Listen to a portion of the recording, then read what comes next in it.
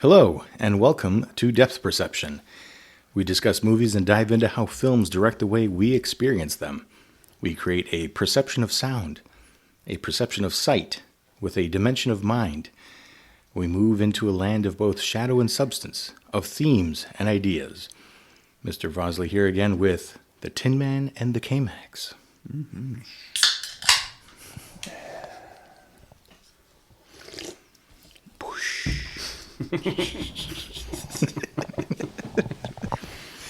We have a topic today that seems to be the antithesis, the antithesis of our recent chapters.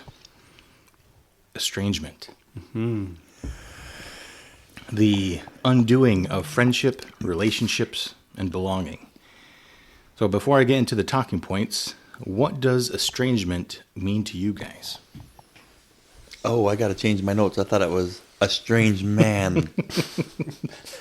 Estrangerment. That's not true. So estrangement. I have in quotes on the outs. No longer connected. Detachment, separation. There's a disconnect, and I said often joined with a lack of clarity. Why? I think it doesn't have to be part of estrangement, but I think it often is there's a disconnect, and maybe one or both parties can't pinpoint exactly why. It doesn't have to be, but I feel like sometimes that would help me define it for what it means to me. Like if there's an estrangement, it's not the same, and I'm not. Sometimes I'm totally clear why, and sometimes I'm not even clear why myself.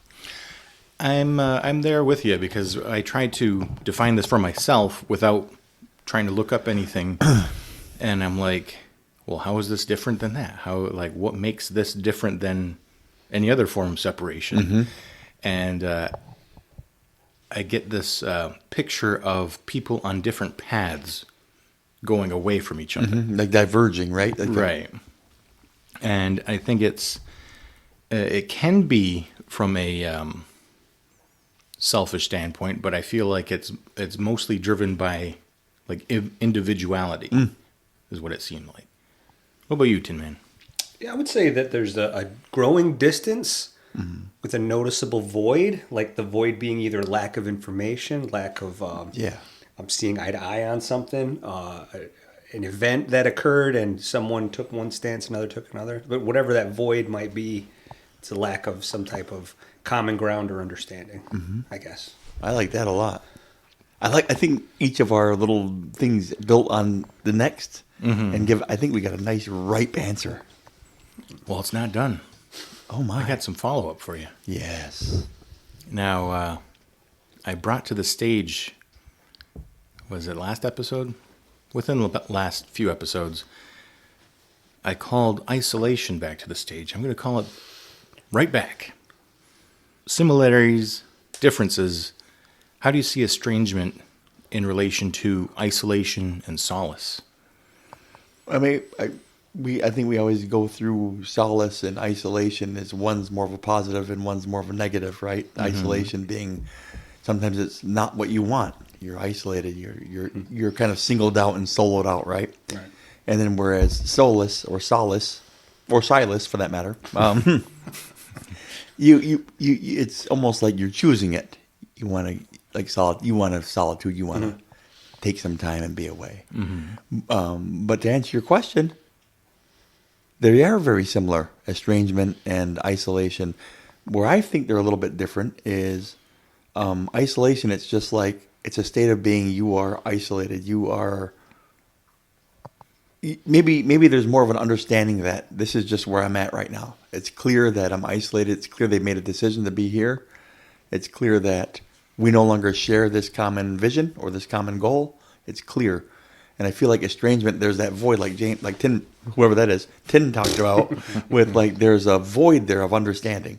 There's a gap in understanding it. And then like what I said too, there's a lack of clarity of why. I think that might be something that piggybacks on estrangement that isn't there with isolation, if that makes any sense at all. Okay. Because to me it feels like that when I think of estrangement, I think of someone who's, even when someone asks about an estranged couple or something, or asks, and there's a confusion there, like who's to blame, what happened, what, Right. there's a general confusion about it, and maybe all parties want that. They don't want to assign blame or even say it's me or it's them, or maybe they want it nebulous. But whenever I think of estrangement, I think of like even a parent, a estranged parent, or a son, or the black sheep. Maybe you don't want clarity. You don't want to call them out and single them out and isolate them like that. You want to keep it vague, maybe to protect them a little bit. I wonder if it's all the only difference is perspective on it. Could be. That might You be. could be. There's a good friend of mine. He's my cousin, but he doesn't live around here, so I see him occasionally. We kind of left on weird terms once, and I didn't know where we sat. And then when he came back, and he acted like everything was normal, we went right back to everything being fine. And I was like, "Did I just feel like awkward for like a year for no reason at all?" Sure. He goes, "Yeah, it was a little weird, but I thought you were mad at me." And I'm like, "I wasn't mad at you," and it was nobody's doing. It was like, yeah. And so like he had the distance, but didn't think anything of it. I thought I did something weird, and it was fine. Sure. And so it was solely perspective, where Yeah. it was an estrangement, but it was just distance without the void for him. But for me, there was something there that I thought was Yeah. off. And I was like, no, it wasn't.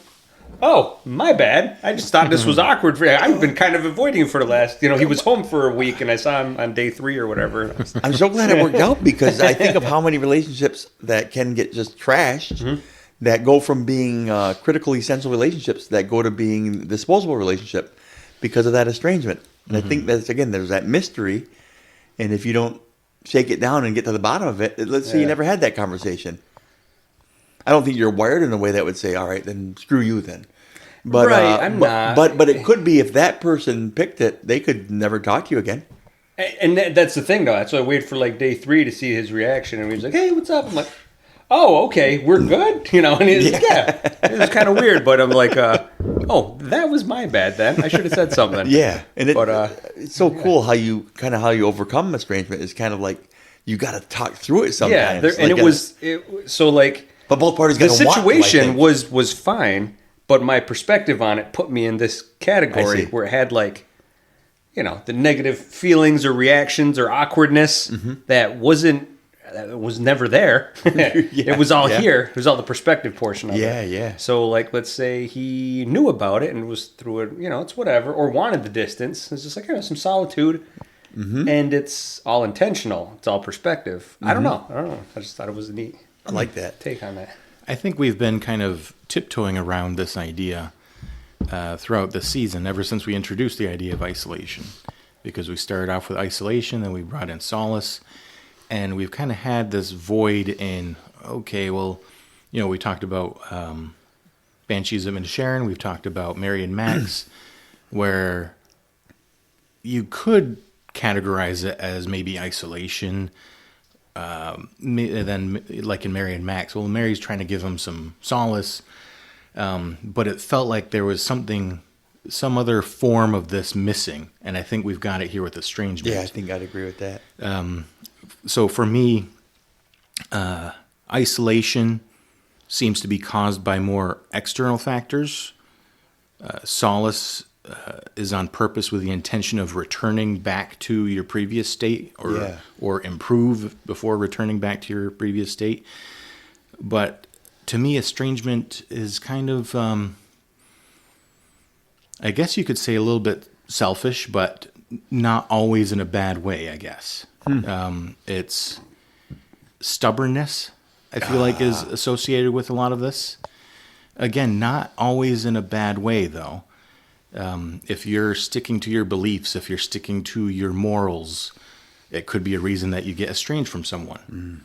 But if someone's making choices that you don't agree with, that you think are morally wrong, that estrangement might occur at that point too. It doesn't mean, like I said, it doesn't always mean that stubborn is a bad thing or selfishness is a bad thing, but it could be. Yeah. That's good. So I think that's where I see that. And I think with the movies, at least a couple that I think are on your mind, we might see that come into play. It's really good. It also could be, I'm making the choice to pull away. Everyone else is making the choice for me to pull away. we're mutually pulling away. Could be one for each of them. Yeah. You know? Like just their roles in it. It could be both. And like you said, it could be perspective, though. You could see that person's like, oh, they wouldn't agree with my choice here, so I'm going to distance myself, thinking that, well, obviously they can't agree with what I'm going to do. And it could just, that could have been a wrong perception, and you lose friendships or relationships because of it. I think it happens all the time. I really do. I mean, yeah, as we talk about the movies a little bit, I think it'll organically lend itself to some conversations about how it can happen so often if you're not careful. And kind of like, want to is a big thing here. You know, it's like as we go in later in the conversation, want to plays a big role. You need both parties to want to. Like, can it be reconciled? So we'll talk about it, but it's like, we will. You know, oh yes. Do we want to? We will. Just give me an idea for another good one. Good. Here's a good one. Here's a good one. All right. Well, let's get to those talking points, shall we? Common underlying reasons that belonging, relationships, and friendships fail. Oh, topic. Yes. Movies where those reasons that you guys specifically to your own reasons where those reasons cause estrangement. Sharp one. How do we handle estrangement? Can estrangement be reversed? And movies where estrangement was reversed, if you thought it can be. All right, so first one. Common underlying reasons that belonging, relationships, and friendships fail. Want to start off this show there, Tin Man? Yeah, sure. We'll say. You mean yes, sir? Just yeah, sure. yes, sir. Sure. Relationships fall apart because of what kept everyone together. Like the common thing is no longer a common thing anymore. I don't know. Man, I had like a vague.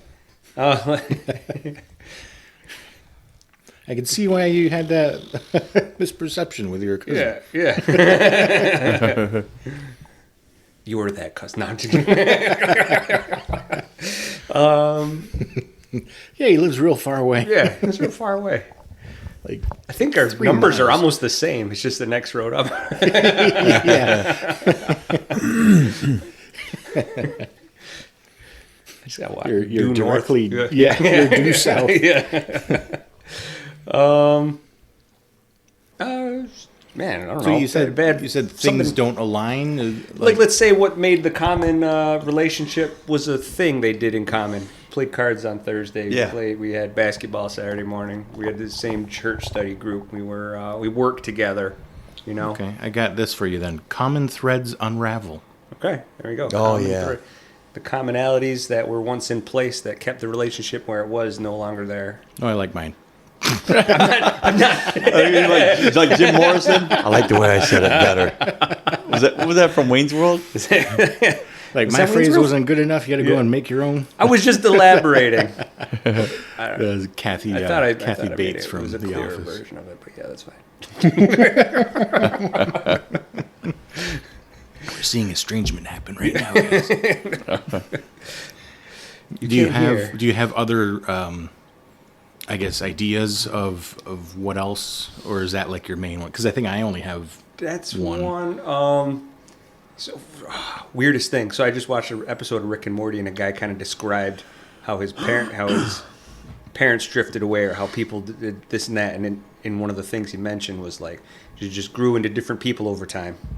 You know, but that's more of a it's something I had. Relationship growing type apart thing. also is one of mine. I had 5. 5. Well, I had one vague, ambiguous one. Your turn. I have loss of trust. Loss of trust, and I've I had growing apart, diverging interests, and I have loss of collective effort. Like it used to be both pulling together, a teammate. Or you both had a card collection that you kept giving to, or you both valued meeting for breakfast every Saturday, and all of a sudden it's like, wait a minute, I'm the only one doing this now? How did you phrase that again? Loss of... Collective effort. Collective effort. and then I put inequity and ambition. So like your ambition isn't matched anymore. It's not the same. Okay. So like we used to be real passionate about this, and all of a sudden it's like, not anymore. Yeah. I think of like the I'm boat, my shouldering relationship the- with the boat. I love the boat, man. He's like the coolest dude still. But like our passions for basketball and for hanging out and stuff, and it's just totally gone. Nobody's fault. But I'm like, whenever I see him, I'm like, why do we not hang out more? And it's not his fault or my fault. It's just he's not passionate about those things anymore. He values other things, which is absolutely fine. But I don't want to say it's an estrangement, but it does fit the definition. Yeah. Doesn't change how much I love him. That's, You know what I mean? That's that void right there. Because Yeah. you wouldn't really call it isolation, I No, don't think. no. And you wouldn't really call it solace because it's been pretty permanent so far. But I think it fits this estrangement, this idea of estrangement that we've established so far. Yeah. Yeah, and I like the fact that it's not with malice and there's no mens rea to it. There's no guilty mind to it. Right. It just is what it is. It's so hard for someone like me who has insecurity issues. And honestly, when you feel that, Yeah. it feels like right away you want to say, okay, what did I do? Yeah. You want to Yeah. repair Yeah. it. Or you want to say, or even go into with it and you say, what's wrong with me that they don't want to do this anymore? Why they don't share this? What did I do? You know, how do I improve myself to be worthy of that friendship again? And I think the last one I have is so I had inequity of in ambition, and then I had the last one, inequity of in effort. So like I give up. I'm the only one trying here. Right. I showed up every day. I showed up and every you day, were- and that's and friendships, it marriage. just seems like you're anything. dragging your feet to get over Or even here. like colleagues. It's like, you know, we're not on even footing anymore because you just don't care, you know, and you don't have the passion for it anymore. That's fine, but we're going to grow apart. We're not going to be as close as we were. Not going to be. It's like leadership 101. How do I get my guys to not kind of abandon that collective effort and stuff? So I like your set there because on the second time I heard that today. I've been doing pecs. oh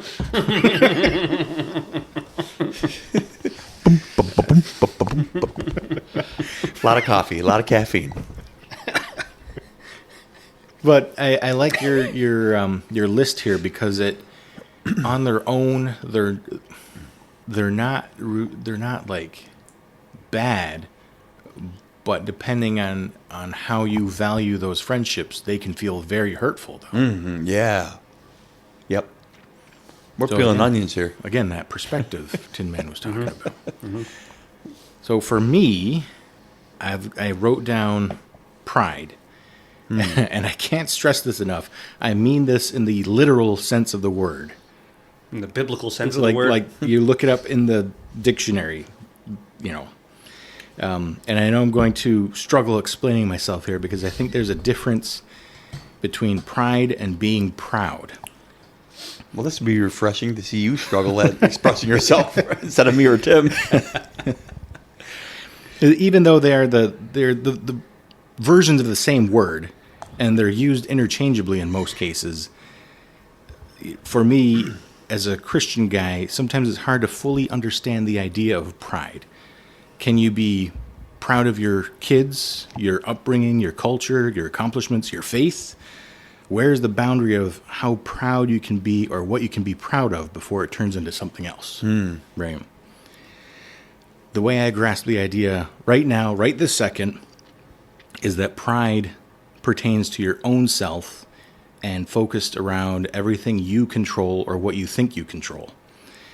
Speaking more toward self-centeredness, hey, look at me, look what I've done and who I am. But being proud is more outward, more about gratitude to the forces and people around you. So I relate this subtle difference to an example. I'd say something like, I take pride in my work as a nurse is different than I am proud to be a nurse. And stemming from this example, there's one version you can have too much of.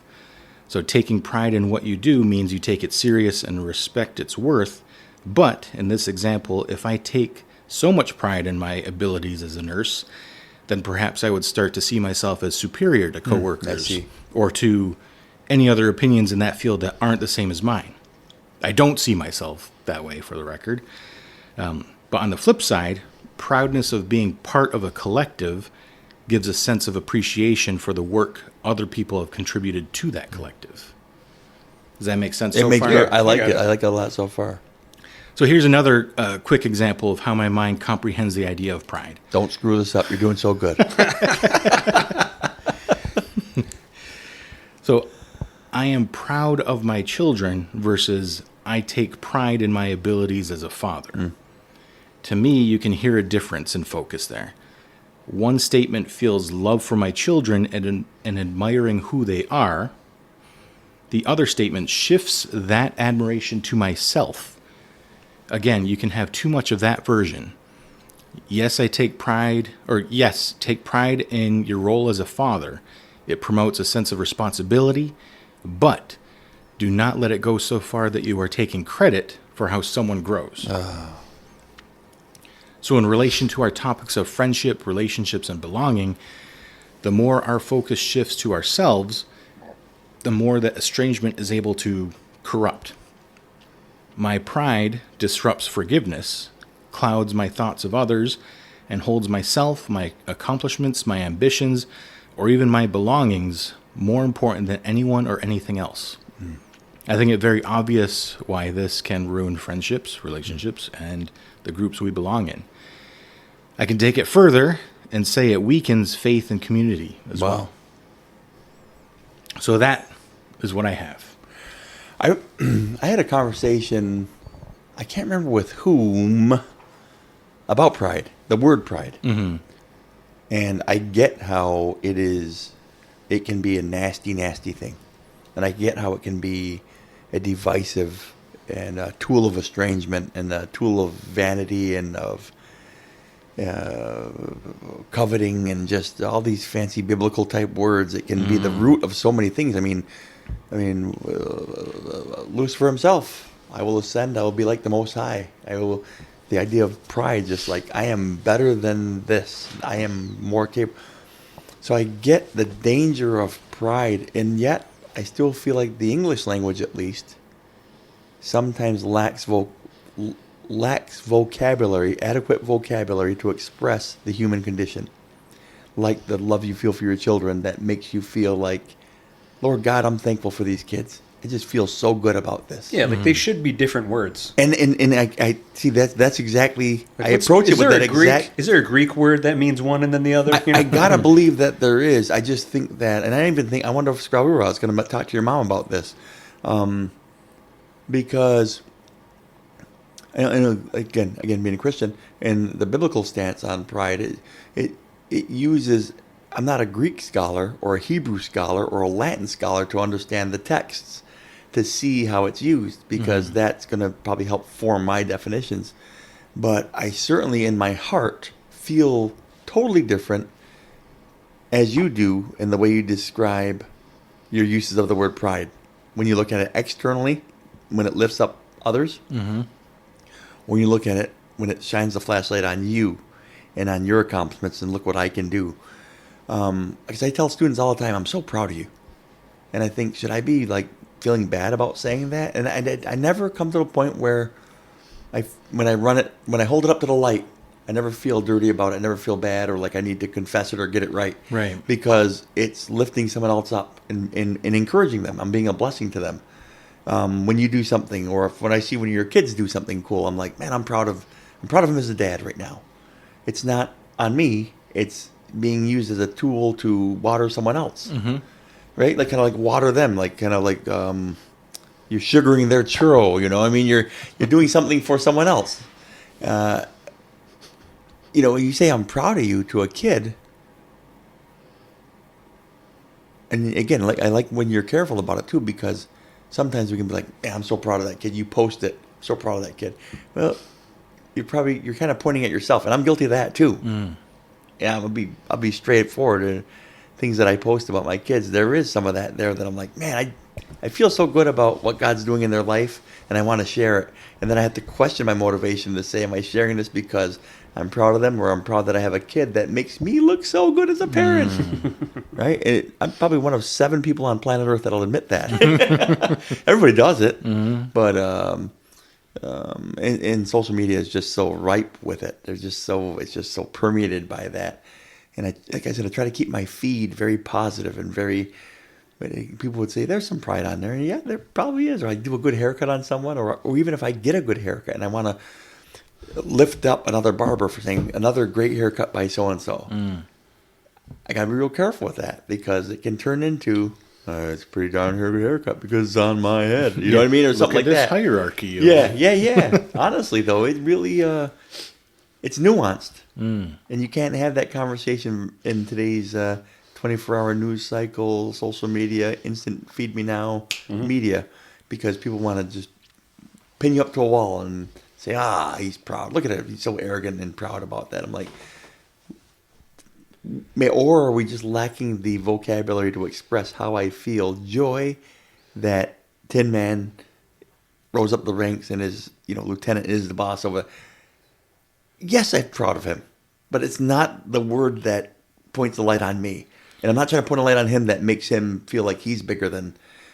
I'm happy for it. We lack the vocabulary. I think that's part of it right there is, like, in your example, like, seeing your kids flourish because of the job you're doing brings me joy is the way I might word that then.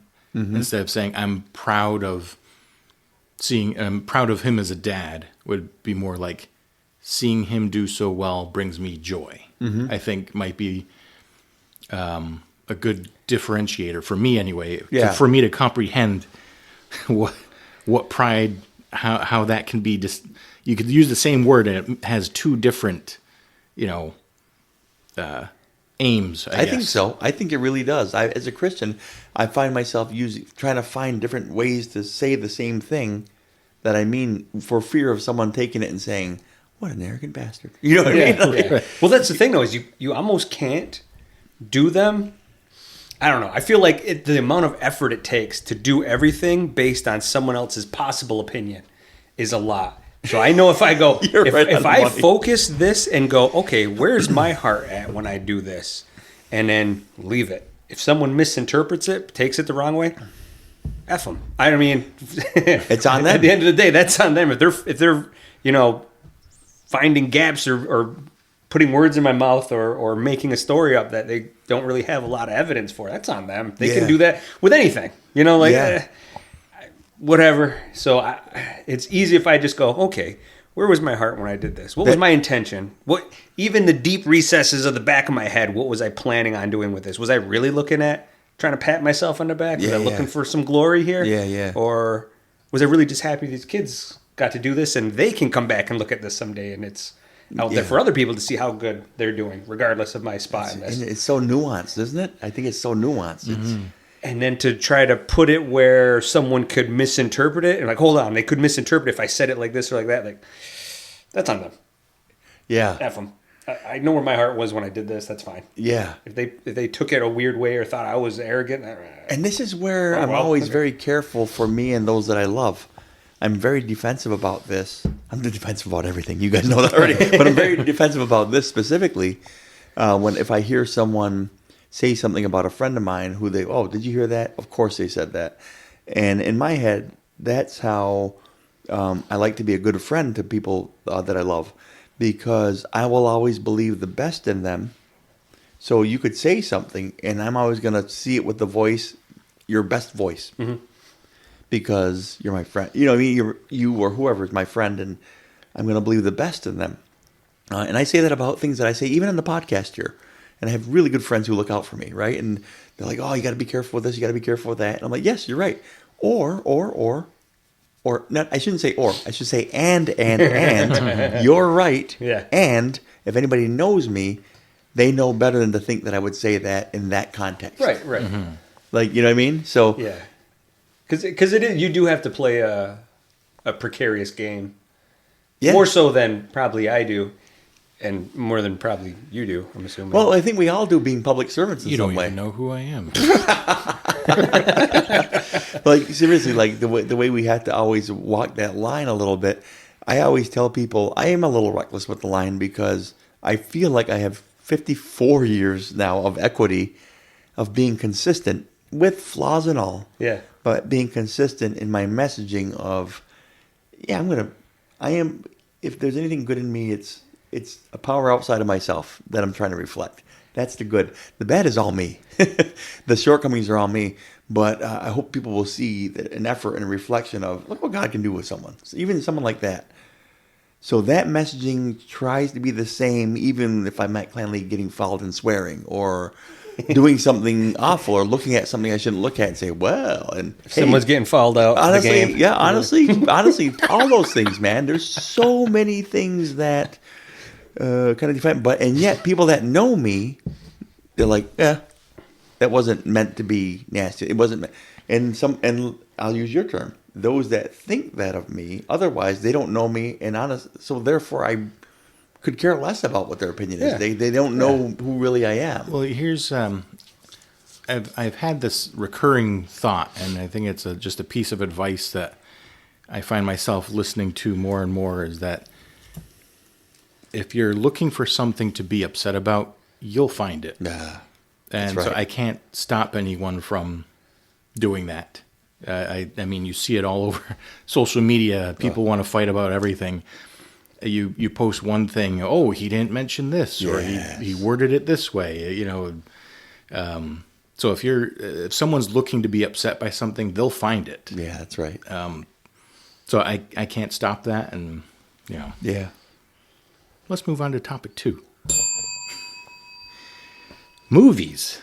Movies. We're back to movies now. Where those reasons that we discussed, so personally, so what I thought, what you two guys thought, where those reasons caused estrangement. Yeah, I'm going to go with my first one, loss of trust. Okay. And I'm going to use the movie Warrior. Ooh, that was in my list too. Is it really? Yeah. Beauty. Cool. Beauty. I use it with the dad there. Yes. With the two boys, Nick Brendan Nolte. and Tommy. Yes. And Patty, the dad, Nick Nolte, who was alcoholic and abusive. And, I mean, these two boys, he estranged himself from the family at large. And the two boys took divergent paths. So not only were they diverged from the dad, but they went on different paths, different journeys themselves. And there was as with many addictions, there was a huge lack of trust. You're usually, you've got nothing from me. I can learn from you maybe as a trainer, but as a dad, don't try to get close to me. You've burned that bridge. We are estranged, sir. You and I are estranged. And it was that because the trust was gone, right? And so I picked that movie for that. And again, we see examples later where there are bridges that are rebuilt, and I don't know if they're ever firmly where they once were. It's the thing about estrangement, but maybe it's built back, but it's just different. Yeah. I don't know. I don't know. I don't have the answer to that one. But in this movie, you see some of those bridges brought back, built back up. And that's why I like the movie, because there's a yummy payoff there that, see, you can repair it. I don't know how realistic, maybe, but, they did, though. Yeah, and it was not an easy build. It was not like swept that under the rug for the story's sake. Like, it was... It's such a good movie, right? Yeah, it was good. That was a good one. It's Tom Hardy and... yeah. Who's that guy? Joel Edgerton? Yeah. And Nick Nolte.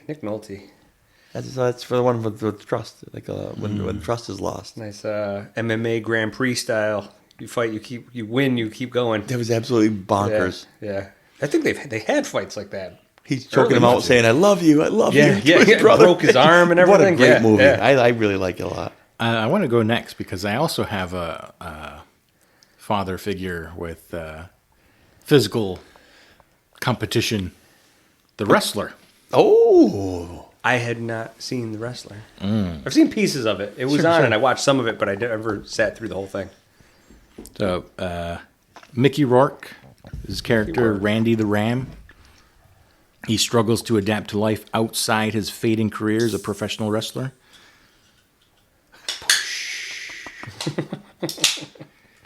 While you're doing that, I'll open mine. I got a second one. I'll open that one too. Yeah, this. You know what? This is Fresca. Black cherry citrus. Cherry citrus. The only person I've ever met who went to a regular restaurant, they're like, "Hey, what drinks do you have? Like Coke, Pepsi, root beer, Mountain Dew. You have any Fresca?" It's got to be Grey Cat. Grey Cat was the only person to ever go ask for a Fresca. Like, they don't got no Fresca here. You got any Fresca? Fresca. What?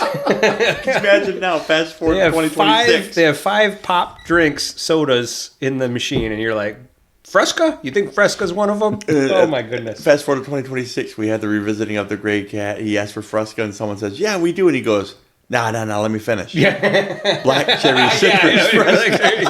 No, hold on. Black cherry citrus? Oh, never mind. I didn't think so. You probably never heard of it. Yeah, you never heard of it. Whatever. Sorry, bud. I don't know what I was thinking. Back to our programming. So Randy the Ram struggles to adapt to life outside his fading career as a professional wrestler. He's faced with health concerns that should make his decision to stop and focus on his estranged family easier. But from my perspective, it's a tragedy to see how much someone gives up and how much others are affected when they have too much pride.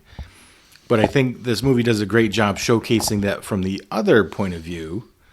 You got someone who their pride and their legacy is all they have and all they can see. It's their only fuel in life. You have this guy that he's willing to risk death to continue building on whatever little legacy he has left, because that's all he's got. That's all he thinks he's got. He could have a daughter, he could have more family, he could have more time with them even if he listens to the doctors and he takes care of himself better. He can't do it because that's not what's important to him. That's a good one. I like that one. Yeah, for him it's an impossible decision. Like for the 3 guys at this table, it would be very easy to just say, "Yeah, I'm retired. No problem there." But for him, there's nothing else left for him. Yeah, the little bit that I did watch, that's all he was. I wrestle. That's it. Mm-hmm. I need to take all this medicine, all these pills, all these painkillers, everything I can to keep just enough, my body together, just enough so that I can keep wrestling. Mm-hmm. That's it. Don't need anything else. And for me, what a tragedy too to think that's all you're worth is just your own. What are people going to think of me when I'm gone? This is all I'm good at. This, when it could be so much more, and your legacy could be with people that love you for who you are, rather than, oh yeah, that's the Ram. Yeah. Yep. That's a good one. That's a big one. And then examples you see of people that this is my identity, and then they struggle as that starts slipping away. I want to watch that movie again. I watched it when it first came out, half, not quite like that, but I was there. We went to see it, and I'm so freaking predictable. It wasn't my first pick, so I was sitting there kind of I hate the fact that you both totally get what I'm saying right now. You're like, oh yeah. I want to watch it again though, without my big butt lip. No tripping on my lip. Yeah. Tin Man, did you have a movie? Yeah, I got one. Mean Girls. Okay. Mean Girls. So they got a relationship that Katie comes in with these 2 kind of outsiders, and she gets friendly with them just to kind of infiltrate the popular girls, and then slowly becomes one of the popular girls, and then slowly takes over the head plastic. Well, You're isolating herself plastic from all the rest of them. Yep. And so she kind of betrays everyone to climb the top of the ladder, kind of inadvertently. I don't think that was her intention, was to take the queen bee spot, but slowly does it, and in the meantime gets estranged from all of the friends who liked her when she was nothing, liked her when she was her parents, to an parents. extent. Yep. The Aaron teachers that went Samuels? back to her, Aaron Samuels, train pack. He looks sexy with his hair pushed back. Yeah. And then even whatever Rachel McAdams' character was. Regina George, that's right. So I thought that was a good one, because in the end, everyone kind of has to air the differences. The whole school falls into disarray because of it. Yeah. And then they're like, we're going to make everybody talk about it. We're getting everyone, all the class, what was it, junior girls, meet in the gym. We're going to hash this all out. We'll keep you here till 5. Yeah. We'll keep you here as long as it takes. We'll keep you here till 5. It fits your thing of the common threads unraveling because the reasons that Janice befriended Caddy, those reasons Janice no longer were important to Katie or Caddy. As she climbed the plastic ladder. Right. As she kind of like molded herself to the new group and assimilated, molded to the next group, assimilated. Mm-hmm. And her values, her morals, what they had in common changed. And she kind of stepped away. Mm-hmm. But yeah, and then alienated everybody and then everyone from each other. And so I thought that was a good one for Estrangement, because it kind of like, it spiraled and unraveled the entire grade of females. Yeah. I like it. I wouldn't have seen that movie coming. I love that. Do you guys have any others for your specific reasons that estrangement happened? Yeah, I got diverging dreams. Well, reason for estrangement happening, and I have La La Land. Mia and Sebastian, Emma Stone, and handsome boy. This wonderful relationship. Being in LA, they kind of meet, and it's just this lightning in a bottle relationship.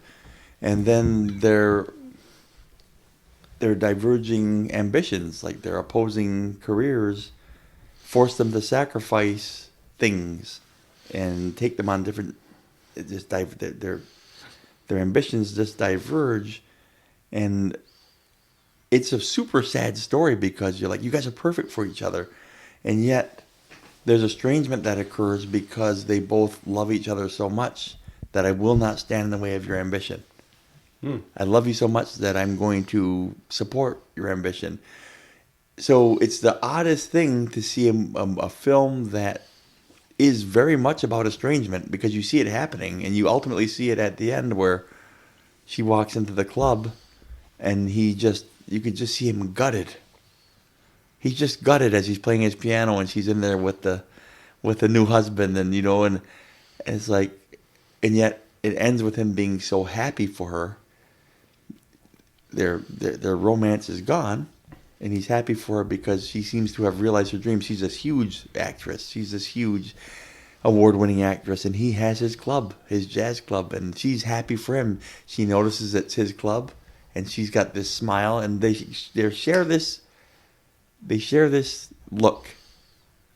And to me, it's not enough of a payoff. I'm sad at the end of that movie because it's not enough, because I want them to be together. But their estrangement is what that movie is all about. Is sometimes love looks like that. Sometimes love looks like supporting someone else's ambition, even though it hurts. And then it's a unique kind of estrangement because it's all that happened there. The two of them were only guilty of having divergent dreams. Yeah. It's like my dream took me this way, your dream took you that way, and I love you so much that I'm going to support that dream, and it's going to cost me everything. And that's why I think that's great storytelling. People think Gosling and Stone are and the dancing and the fun. Oh, of course you like that, you big sap. And I'm like, yeah, it is that. But I think that's the part that it tugs at my heartstrings and just makes me feel so deeply for these characters, because it's almost like I love you so much. Not only do I have to let you go, I have to watch you flourish, because I want to see you shine as bright as you can. And and you can actually see the pain both of them go through. They both feel that, and then when they see each other, it's like, oh, it hurts. But he's ultimately happy. He has a quick smile, goes into playing his song, and she has a quick smile, and she leaves with her husband and goes to pick up her daughter. But you see through like a flashback, it shows him seeing his life with her. If it was them, how it would have been beautiful. And in my head, I'm like, oh. And then he snaps out of it. He's still at his piano, and he just happens to be noticing her again. And So it shows you how it could have been. It's a beautifully done movie, and it shows that estrangement not as a negative thing, but as sometimes if you love someone, you got to set them free. Okay, Yeah, cool. that was interesting to me because it's been a while since I've seen it, so I feel like I'd have to refresh my memory a little bit and watch it again. But depending on your perspective on sources of happiness, it's a tough one to swallow to decide if that love was as strong if you're not going to make that sacrifice, I guess.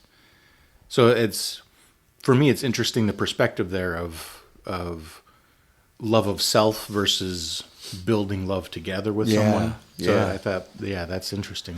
I was bitter throughout the movie, like, you could make this work. The two of you can. In my head, I'm like, you can make this work. There's no reason why you could go here with it. But his dream was right there in L.A., and hers was elsewhere.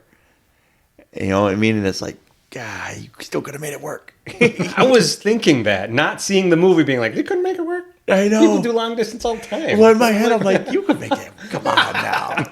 And the movie it's almost like they took their artistic license to say, they could, but they could. Like Ron Howard's voice, they couldn't. From Arrested Development. Yeah. They couldn't. I gotta stop shaking that. Tim, man, do you have... I got one more movie. Okay. Inception. Okay. So Cobb, Leonardo DiCaprio's character, his wife isn't alive, but in the what's it called world? What's the word? Spoilers. Like the idea of her still exists, but he has her kind of hidden away. They lived together in the other world, and then she got convinced that's the real world. She never came out of it. So the distance grew between them to the point, or of reality to the point where she had to convince him that he was in the real world, or not in the real world, because she was going to just jump, just wake back up, and she dies. But I guess the estrangement occurs when he just kind of buries her idea, and she comes back in the world when they're trying to. Oh, that is wild. Get like a train just shows up out of nowhere. They're like, why did a train just appear in the middle of the city? Like, what is going on here? I know it's a reach, but that's where I'm going. That's what I was thinking. Like, So how does your common threads unraveling... so I don't know if it'd be common threads unraveling. It'd be a different one. You also put This is like they're growing differences apart. from over time. Yeah. That'd be a good one. I guess I can go with that one. Because over time, she was convinced that this world is real when it wasn't. And the world she was in, she was like, this isn't real. Watch, I can die. I can't die. I'll just wake up and she dies. And then them having to go back, I want to watch back that under again. and has to go, okay, I guess I have to reconnect with her and finally make a, what do you call that? I have to... conclusion. I have to bring a conclusion to this because I want to see my kids again, and I have to go under again, or else she'll show up. She might kill my partner. She might kill me. I have to come to some kind of conclusion with her. So there's a distance that was brought because of it, and he didn't tell anybody about it. So that's where it showed up in a train. It shows up. She's attacking the members. Has to kind of be dealt with, I guess. Okay. So I don't know. It's a little bit of a stretch, but there's an estrangement in their relationship. Even though she's a memory, she's still a real person in this world that he's created a lot of distance from, tried to bury her, and he can't do that without putting everybody in danger. So, I don't know. It's a little bit of a stretch, but I got to give it another watch, that movie. I think I do too. It's Christopher Nolan. We got to give him another shot. I hear nothing but good things about it. And I've seen it, and I'm like, I like it, but there's so much depth to it, and you guys have noted it a couple times, and I'm like, I gotta watch it again. Man, Tenet's rough. Inception wasn't as bad as Tenet, but I had to watch Tenet like 2-3 times, and I don't know if I completely get it. I have This Is the End Hey, Oh, with all those guys all those guys, the smell of And- skunk in the air. Yeah. and Emma Watson for some reason. Yeah. So you see the the friendship between Jay and Seth, on the surface, Seth picks up Jay from the airport, and right from the start, it's like, oh, let's go get, is it In-N-Out Burger? I think so. There's one of those burger places out west. Mm-hmm. And Seth's like, oh, I don't really eat that anymore. And so right from there, it's like you can see these differences with these guys. Then it kind of gets put on display when the apocalypse happens. And you see each of these characters has their own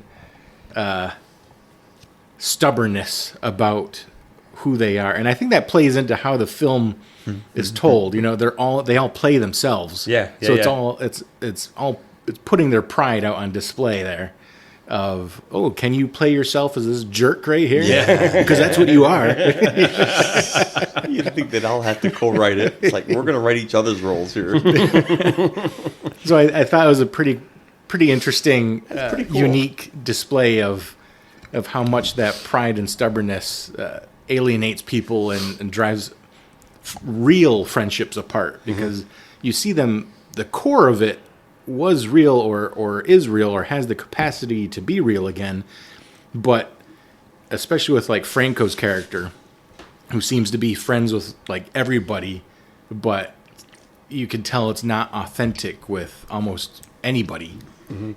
Feels similar to a movie we just watched the night before with those friends. Remember Right. how they're kind of growing apart, and how Joseph Gordon-Levitt, is that the character at the time? Yep. He's like wants to celebrate this, and they're kind of like talking about like, yeah, we've been doing this for this long. Yeah, we can do this one last and you can time, see I it guess. kind of like growing apart there, and I got that same vibe from. It's probably many of the same folks. Definitely the same drug.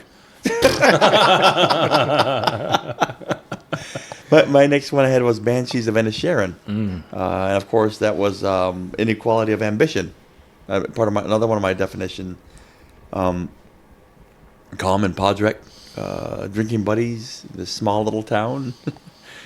And it was all they looked forward to. And we're led to believe that it's what their daily thing was to do. And he'd stop by and he'd go down to the pub, have a pint or two, spend the night there just shooting the nonsense. And inside, outside with the same people, having the same conversations, and then going home, making sure each other got home, and then doing the same thing the next day. And then the one day, Colms decided that I'm going to be more ambitious. I'm going to create something. I'm going to do something memorable. I want to be remembered. And Podrick probably wouldn't even be able to define what that means. And he's fine with that, and he doesn't think there's anything wrong with it. And maybe there is anything wrong with it, but it certainly drives them apart.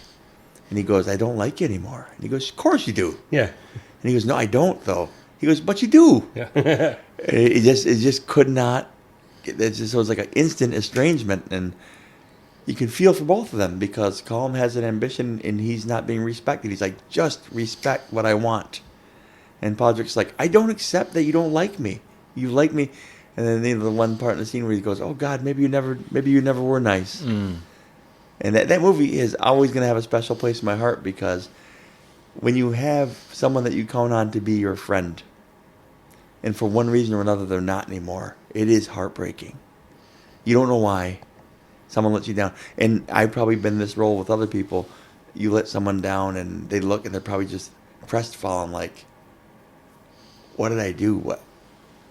I depended on this. I needed this. And you're no longer that anymore. And that is a hard place to be. It's a hard place to be on the receiving side of it, and to learn that maybe you were on the giving side of it. You're like, what a jackass I am to have caused someone that. Because I think we all know how it feels to have that estrangement in some level, and to be the author of it for someone. You're like, man, just smart up and apologize and make it right best you can. Because I think of Colm there, how much hurt he was causing. I don't think he realized it, but his ambition kind of blinded. And he should have been respected, obviously, too. Podrick should have backed off and not caused him to cause his own hurt and his loss of fingers. Or his burnt house, or however it all went, or the dead donkey, all of it. But, like, that just shows you how powerful estrangement is. And it was just it was ambition. He's like, I'm content here. Our friendship is enough. And I'm content here. Neither of them are guilty, I don't think, in this movie, because Colm is entitled to want to be remembered. Mm-hmm. He's entitled to have that ambition, but that inequality of ambition, it just drifted them apart as friends. It just drifted them apart. I think that one had, again, we had that open spot next to isolation and solace. You know, you could argue that Calm was isolating Podrick, but I think Estrangement is more fitting for that whole situation. Yeah. And I think it fits my word, too, for Estrangement, that was pride, with Calm trying to find his legacy. Yeah. And, you know, looking for the perfect song.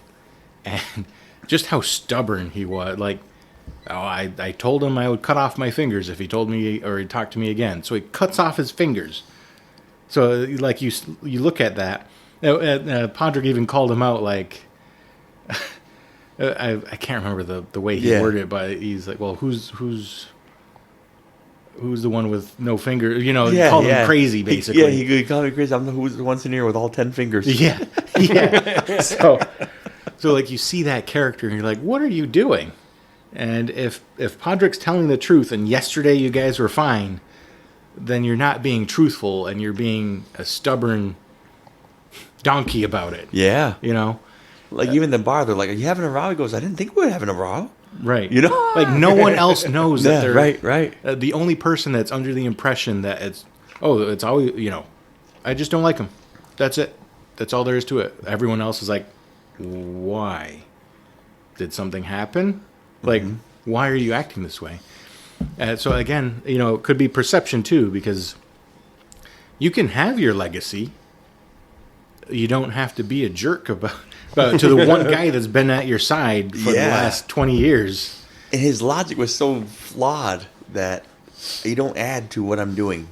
We do the same thing every day. If I keep doing this with you, no one's going to remember me. And Podrick was like, I'll remember you. Mm-hmm. That's all. We're living in the now. And he says it about his sister. He goes, and I'll remember her. I'll never forget her. You know what I mean? Mm-hmm. And, so he was after writing the one song as his legacy.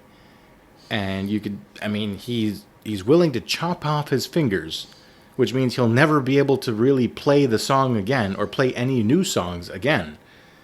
So it was like, well, if you made just the one song, why couldn't you just make the song and then go back to being friends with this guy? Right. You know, so there's so many flawed things about the way he was thinking and how stubborn he was about this whole situation. Yeah. That just lends itself exactly into what I'm talking about with the pride.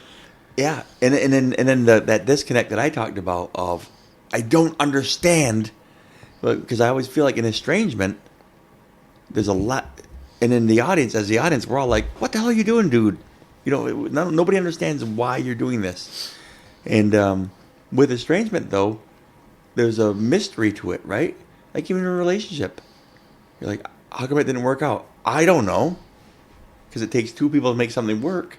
All of a sudden, someone stops wanting it to or trying, and you're like, I don't know. You'd have to ask them, because for the life of me, I don't know. You know, and that's a perfect movie for that to have that their ambitions were unmatched. I had one more. I'll go. I've got one more. Tin Man, do you? Okay. No. Let me hit mine first then. What's that? I'll hit mine first. Yeah. Do it. So I can point to both of my concepts of pride. So pride and proud in the movie Coco. Oh yeah. Okay. Just make sure it wasn't the movie you had. No. Listen, that'll be the answer for everything if I could.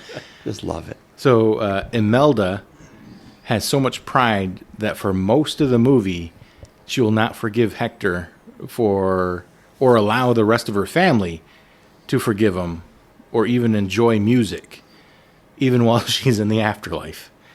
This feels oppressive, it feels selfish, it feels like someone not willing to see things any other way. And then you have the scene with Hector and Miguel in the, I called it the Lazarus pit, but it's the underground pond or whatever it is. And this beautiful exclamation from both of them, I'm proud to be his family. I just love that scene. Yeah. But you can see the two different versions of pride there. This pride with Imelda, going to her grave and beyond about, no, he hurt me, and to get back at him, no one is going to know him. No one's going to enjoy what he enjoyed. And then you have, on the other side, this proudness. The way I divided the two words, too. The proud, this hurt me, so I'm going to, what's the word? Project my hurt to my family and my ancestors, opposed to Hector that sees Miguel and says, I'm proud to be his family. An outward thing. I'm proud to be part of this collective here.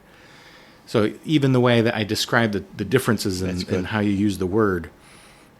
So yeah, that was, this all gets reversed by the end, but I thought that movie was perfect for the two ways that I see the word pride. Pride and proud. Yeah. Yeah. I'm proud to be his family. That's such a beautiful movie. Holy cats. It is. That was a good one. Any more Tin Man? Any other thoughts then before we hit K-Max's last one? The last one was just the last cause of underlying reasons for estrangement. My last definition was inequity in effort. And that's the breakup with Vince Vaughn and Jennifer Aniston. Oh, yeah. Where at least she perceives it like she's all effort and he is all passive. He's all Christoph. He's just easygoing, saying, "Why don't you just relax? Oh, I'm not gonna ever want to do the dishes. I want you to want to do the dishes. That's never happening. I'm never gonna want to do the dishes." Like things like that. I don't want to see a psychiatrist. Yes. So the breakup is like they become distant after living with each other because there's an inequality in effort. She's putting tons of effort in, and she perceives that he's not putting in effort. And honestly, if he's being honest, he's not putting in effort. Okay. He loves her. I haven't seen the movie. Well, he loves her, and he's doing, but he just doesn't think that love requires that much effort. He just is like, we're living together, we're fine. We're. Why are you working so hard? And she's just doing all kind of work to make it happen. Hijinks ensue, right? Mm-hmm. But I was gonna say there has to be some type of comedy. Yeah, I don't know if I would be able to sit through. Yeah, like plenty of it. But like the breakup is like the perfect example of she's just so sick of feeling like she's the only one working at it, and he's looking at her like, I don't know what the problem is. It's fine. Everything's fine. We're stable. What but, do we? Yeah, but like the as that gap grows of him just being like, what's your problem? And her working to make it work. As that inequality in effort in the relationship grows, their estrangement grows to a point where the breakup. I was like, let me guess. Yeah. And it's just, I just wanted to have a film that talked about all four of my levels of definition of underlying reasons that relationships, friendships, for inequality. And I'm like, there's the fourth, the breakup. Nice. All right. A little bit of Sarah Marshall in there too. Yes. Their relationship was like that as well.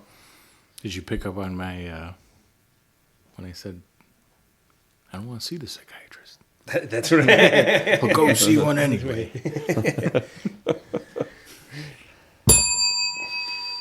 How do we handle estrangement? Sadness. More pride. Double down. Double down. I'm going to be stubborn even harder. I'm not gonna budge. We question our own worth. Well, there's two sides to this, I think. Whether or not you're the initiator is how I see it. So I'm not speaking on behalf of anyone else, but I sure hope I'm not the only one who initiated an estrangement from someone. I would think in most cases, it's not, for me, it's not something I'd be proud of either. Ideally, I'd like to keep all of my friendships intact, but because of one reason or another, my ambitions, their ambitions, my morals, their morals, my values, their values, etc. It happens. So let's go through one side of it first, though.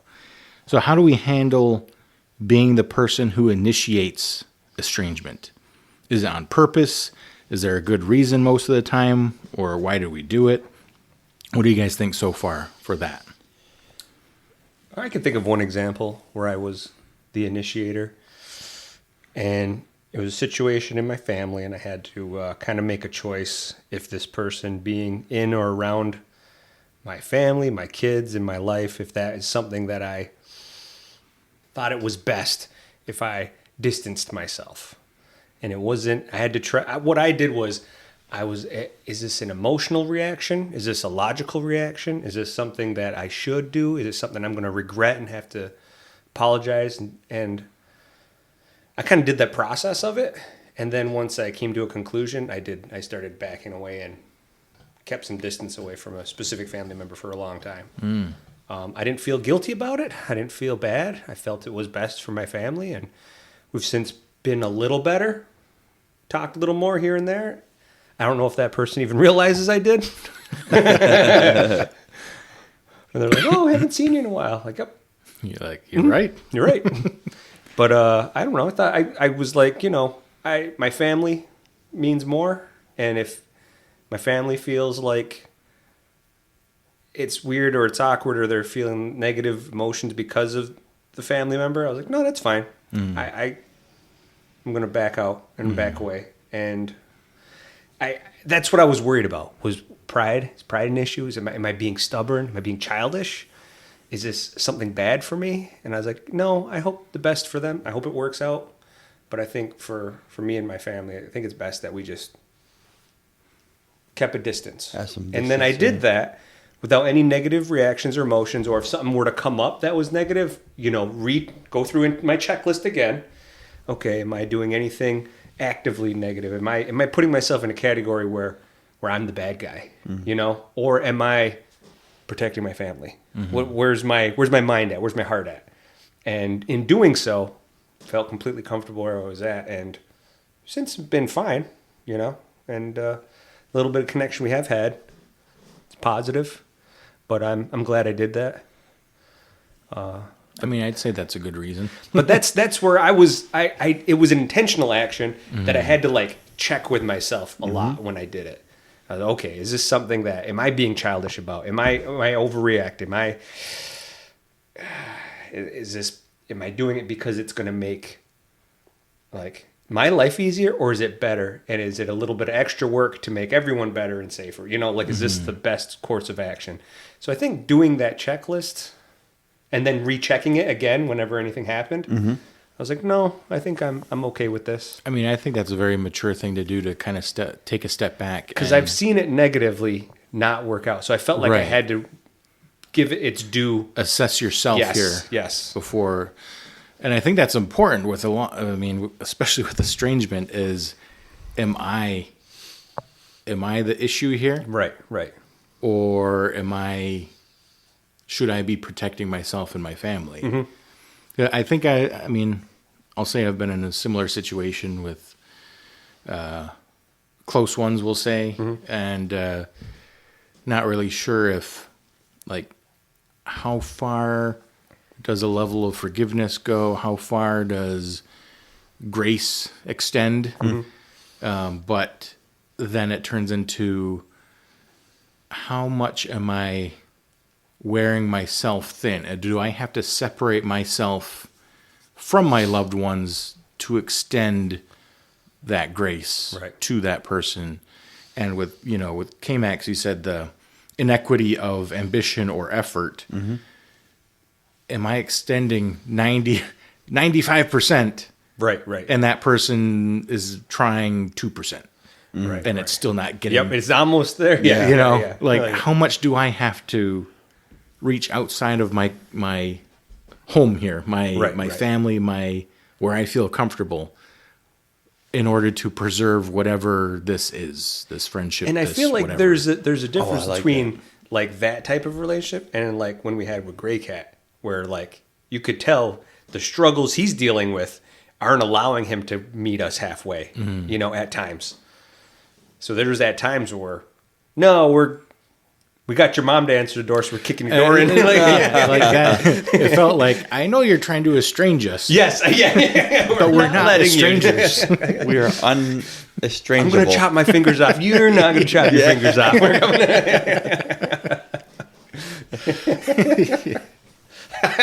Sometimes it took 3 of us. No, you're coming with us.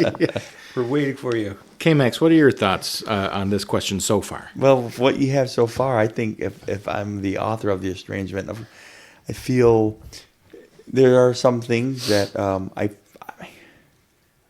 that we ought to. I think I ought to. I'll speak for myself. As if part of your ideals is faith-based ideals, there are items that you should be estranged from. And I'm not so good at it. Like if there's people that are engaged in things that I know aren't going to add to me or pull me closer to my relationship with the Almighty, per se, I'm supposed to distance myself. I'm supposed to create a distance there. And find myself rather making excuses and just staying in the mix, staying in the fray. And when maybe the right thing in some cases would be to create an estrangement and to kind of politely and lovingly create a distance there, because it's not something that's going to bring me to a place closer to where I should be. Mm-hmm. In fact, it's going to pull me farther from where I should be. Mm-hmm. And there's a direct advice and commands and verses and chapter and verse of being instructed to create distance between certain relationships and certain things. And I'm not so good at it. But when I do that, it's a hard thing for me. Yeah. Because I feel like, I feel like we all need people. I know how much I need people. And to create that chasm, that divide, and sometimes when you create it, sometimes you don't have the ability to articulate to that person why you're doing it.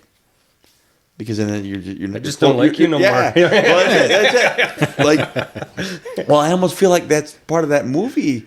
Is the beauty of it is that, who are we to say that calm isn't okay to have whatever that is, to create that estrangement? It's his ideal, whatever it is. Mm-hmm. And psychopath about it, but it's like that's still his world and this tiny little island. He wants to do that. And, he was trying to break down the Podrick. This is why. Yeah. He goes, and he actually does apologize for, at one point when they're having a pint, he stops and he looks him in the eye and he said, I know this is hard for you to understand. And I know that this is hard for you because we've done this. He goes, but I'm not doing that anymore. He goes, I don't know how to help you understand that. And that's where he comes to finally saying, I'm going to try to help you by saying, if you do this again, I'm cutting off a finger. Each time you do that, I'm cutting off a finger. And Podrick... I didn't see all of it yet. How many fingers does he cut off? I think all of them on the one hand. On one hand, yeah. On one hand. Like he has 1, 2, and then the one time he comes over and they have almost like a breakthrough where he almost talks to him and he says... And Podrick almost feels good about it. Like, okay, now we're understanding each other. He confronts him and sits in his living room or he goes, the one room. You were dancing with your dog. Yeah. What do you say? I'm not in the mood to tango or something like that. You're dancing with your dog. Yeah. He goes, the dog's his dog's over there and he's petting him. And the dog's looking. He goes, no, I don't want licks. He goes, I didn't come here for licks. He goes, what'd you come here for? He goes, I come here for the opposite of licks. If I can get myself back on track, it is hard to be the author of The Estrangement. And yet some ways I think through my ignorance, sometimes you're ignorant of it, and people might be keeping a distance, and you're not sure why, and you think, oh, they're just being an idiot or whatever. Well, they're probably finding that something in me is not good for them, or something in me is not adding to them, or it's taken away from them, and it can still be me causing the estrangement, but I might be doing it involuntarily. I might not be trying to, right? So I think there's a difference between if you're causing the estrangement and you're willfully doing it, or if you're causing estrangement, not even knowing it, you're ignorantly doing it. I think that happens probably more often. You're like, I don't know what his problem is with me anymore. You estranged from us more than anybody. Yeah. You are the best of it. You are, I know you are spread thin between what you do for work, music, cuts, family, vacations. I know you are. Oh, yeah. So there's definitely got to be times where someone has felt a little estranged inadvertently. I think all the time. And that's why I always go, I think that's why I'm such a merchant of blatant apologies. Yeah, like even present company included, saying, dudes, here's part of who I am. Mm-hmm. But I think that's important, though, because I don't like anybody to feel estranged from me. So I'm like, hey, here's something that I am. Probably sucks. Probably, you know what I mean? But here it is, and it's probably not going away. But I think, though, also, like, as part of our definitions, as we think about estrangement, it is work sometimes to not let that happen, to let it creep in, especially with friendships, because it can creep in quick. And then you're like, we just grew apart, and I want to be old guys laughing together. You know what I mean? And with as many people as I can, rather than say, yeah, I remember him. We used to be real close. Like, even my folks will say that. Yeah, we used to hang out with them. We used to, like, why don't we do that anymore? What stopped it? A lot of times it's pride that stops it. There's sometimes, too, that, something happens or someone does something without regard and, it hurts. And so I feel like, you want to feel tough. Be like, oh, no, I'm going to, not verbatim, like, I'm going to estrange them. But it's like, well, I don't need to try hard. That's all. I don't care if they want to play it that way. I'll play it that way. But I can't help myself from following through, and like I'll still, okay, we're doing this. Yeah, we're playing this. We're watching this. Like, come on over. So I struggle to follow through with estranging folks. That's such a huge character trait. I love people for whom grace is just natural. That's probably why I get along so well with this room, because I can look through and see. There's a lot of effort it takes. I was going to say, maybe dozens, in my head, I'm like, maybe dozens of times with dozens of people that you see, well, man, I don't know if I would be able to do that. I'd be washing my hands of that. But I think it's as far as my friend base goes, I like people who are quick to extend grace. The alternative is maybe preserves, and there are times that for family's sake and for ideal's sake, and certainly for maybe spirituality's sake, that you have to distance yourself. There are. But whenever you can, to extend grace, whenever you can, that is such a cool thing. So let me ask this question then. When do we regret initiating the estrangement, and were we ever wrong about it? Do we have any of those cases? I don't know, because I think that because I'm so...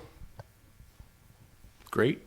You said it. I don't know. You couldn't see it, but his hand kept lifting and lifting and lifting. I don't perceive it. It's not a big deal. I'm like, whatever. Like, super, that the few times that I think of where I actively am trying to, because there's one other person, I don't want to say where I know him from, but like, I kind of saw behind the curtain of like his intentions, and it was very not good.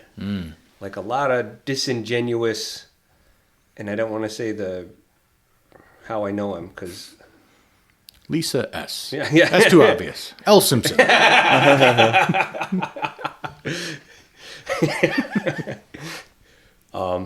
But I gotta. Anyway, it was it seemed like a normal guy, seemed friendly. We were on like a casual level. And then I kind of saw like some motivation behind something that I was like, yo, what is this? And then lied about it, swept it under the rug like it was not a big deal. And I was like, dude, I didn't realize how much I value people just being honest or genuine until that moment. And then I was like, you're dead to me. And it was the weirdest thing. But it's one of two people that I've actively was like, nope, you're in this category from now on. You are over here. And he feels it. I know he does because he just leaves the room when I am around. But it's not a family member. So It's not a family member, so you guys don't. But it's. me and K-Max are just looking up. I know, you guys are just like, wait. Hold on. I see Vaz, especially his mustache, pointing at me like this here. That's why I'm like trying to. I was like, not he's say- already talked about not me. say something, but then say something enough where you guys are like, wait a I'm touching minute. my nose like, not it. So have you had a situation, though, where in retrospect you're like, yeah, that was on me. I shouldn't have done that. I've done that a bunch where I was like, oopsies, but never like intentionally did that. There's two situations that I can think of where I was actively, nope, I'm going to push away and distance myself. I've been like ugh, sucks. Sorry, let's see if this works out. And then everything kind of goes back or whatever. But I don't think those are the two times I can think of. And both times were like a lot of effort, a lot of thought, and then I'm glad I did both times. Those were best for me, for my soul. I felt, Yeah, right. Those were best. Well, K-Max, do you Definitely have been any? on the other end of them too. Right. Restate the question if you would, please. Was there any time that you were the initiator of estrangement that you were in the wrong about it, or you regretted it, or I guess that's that's how I'm gonna state it. Yeah, I'm not proud of it, but pride is a son of a gun. Someone. Gosh, it's hard to talk about because we live in such a tight community. You could, Right? You don't want to hint at it. I honestly, one of the things that I know that guy, and you were the one at fault. No, I'm just kidding. They'll have to listen to the podcast to get offended first. Right. One of the things that I strive for in this crazy life is to seek to live at peace with my neighbors and to not have any enemies. And I think throughout my life, people have to work really hard to make me an enemy. And if you've done it, it's like, congratulations, you've done something. And then with those people, I don't want to say I wash my hands of them, because if they told me, hey man, I think I've been kind of a jerk to you or whatever, and for no reason, and I'm like, okay, I would probably be diving to build that bridge with them. Yeah.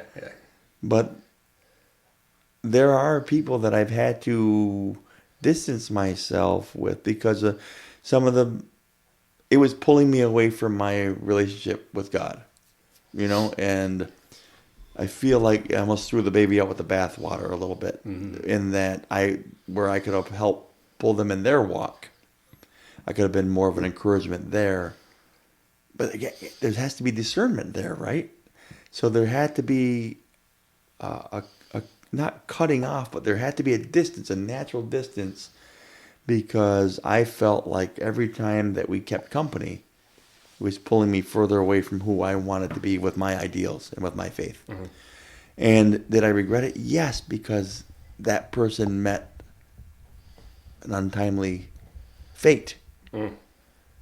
And that might be an origin story a little bit of why I'm so slow to author estrangement to others, because it can create. I don't think it's the cause. I gotta believe it's not the cause.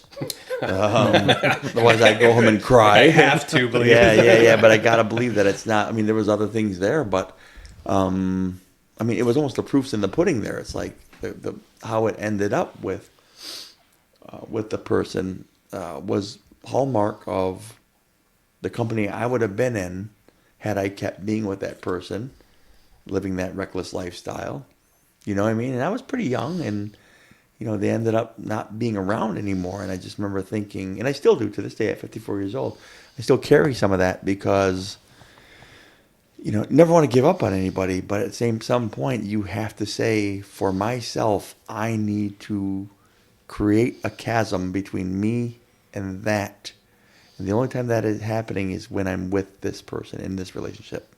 So I need to cut that off, or at very least, diverge from that path. And it hurts like heck still. I don't think it's an easy thing. I think there are some things that should be easy. Should be easy to distance yourself from certain things, and I need to get better at that. But I have this weird desire to not have any enemies when all accounts are payable. I want to check out with everybody. Nobody be able to say he wasn't nice to me, or he willfully tried not to be my friend. I'm like, well, I don't mind if someone says he was a dick, or that guy fell short. Yep, because you're right. Because you are right. But I don't want anybody to ever feel like I tried to push them away. And I'm sure there's people. I'm going to borrow... Because I'm a people. Because I'm a person. I'm going to borrow your guys' words for estrangement. Was it growing apart over time, or whatever, however you guys word it. Mm-hmm. Mm-hmm. Differences over time. Because I think in cases that I've regretted it, and I guess still do, and if there is a wrong to be had, I guess I could take it. And not in any malicious ways at all, but people I used to hang out with on a weekly basis, growing apart because of life, of marriage and children and living in different areas. So the causes that the estrangement has happened and hasn't improved is because of those. There's just not. It's just not the same situation anymore. It's not. You're not bachelors, and you're not.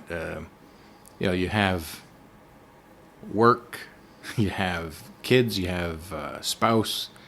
There's just no room for any of those shenanigans anymore to hang out till 3 a.m. on a weekend, playing Uno or whatever it might be. And it's because if they're, I could say that I'm in the wrong about it simply because I'm not trying as hard to make it happen anymore. The inequity of ambition, as you put it. Yeah.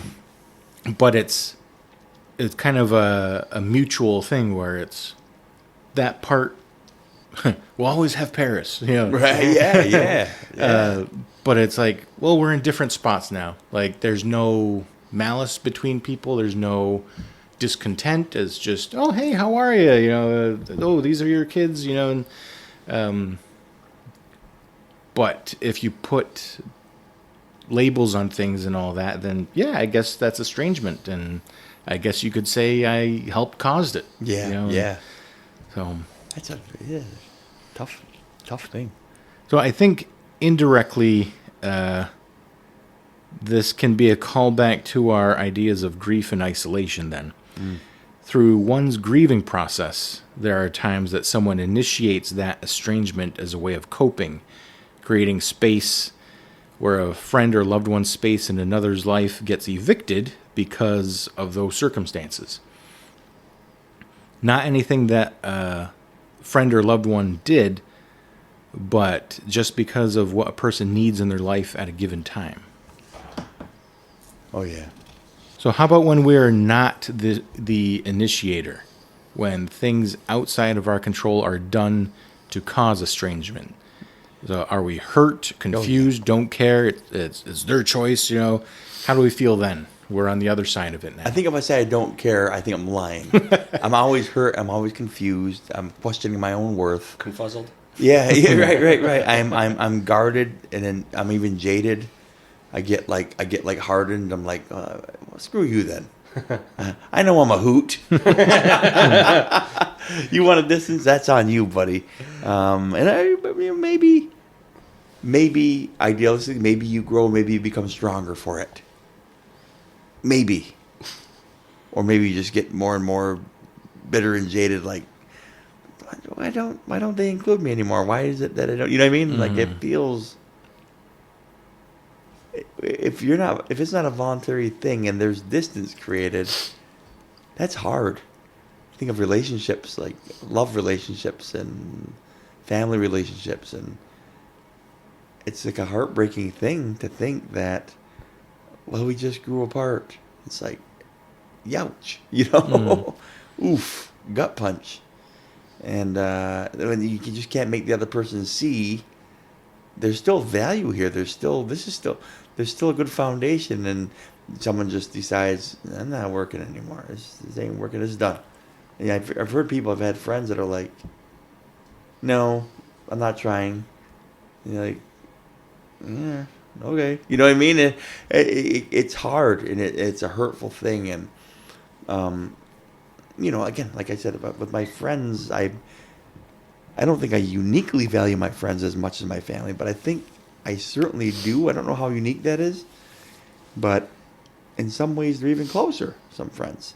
So that whenever there's estrangement that's initiated, that's not voluntary on my part, it is hard for me.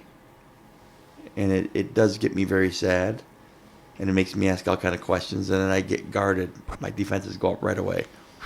I got to act like I'm indifferent. I got to act like it's no big deal. And yet, if you see me, you know I'm fragile as a house of cards. I'm ready to start crying and saying, what did I do? Tin Man, do you care when you're estranged? Probably not as much as K-Max. No one does. I don't think anyone. You're like, I am a male. Nobody knows. Yeah, because I'm a dude. I still have my man card, so I'm not really. Right. He's been out for about 30 years. I don't know. You also have a drawer full of J keys. Yeah. Mary and Max.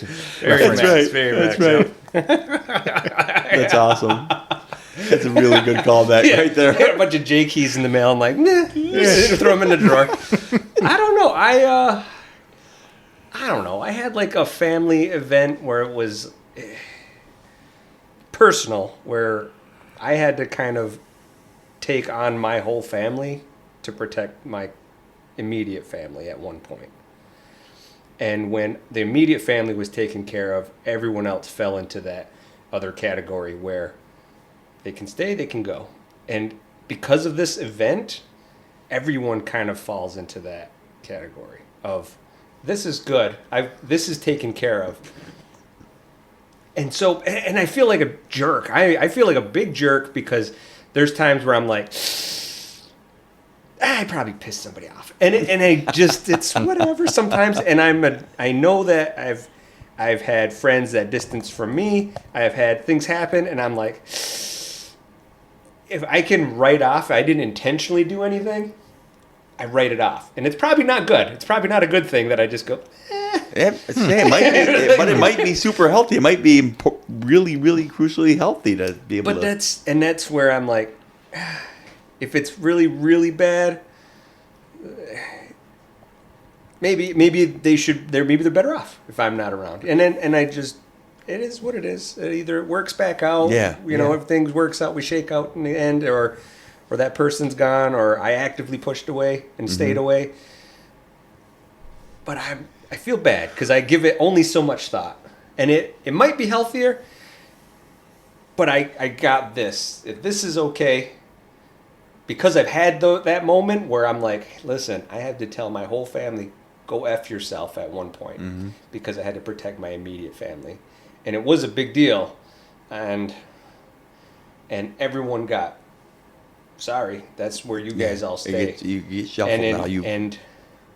And there's a way that I can look at a situation and go, okay, what I'm doing is, and it sounds like it's way more ambiguous, but what I'm doing is I'm choosing this thing over this thing. And this thing is more important. Why am I doing this with it? No.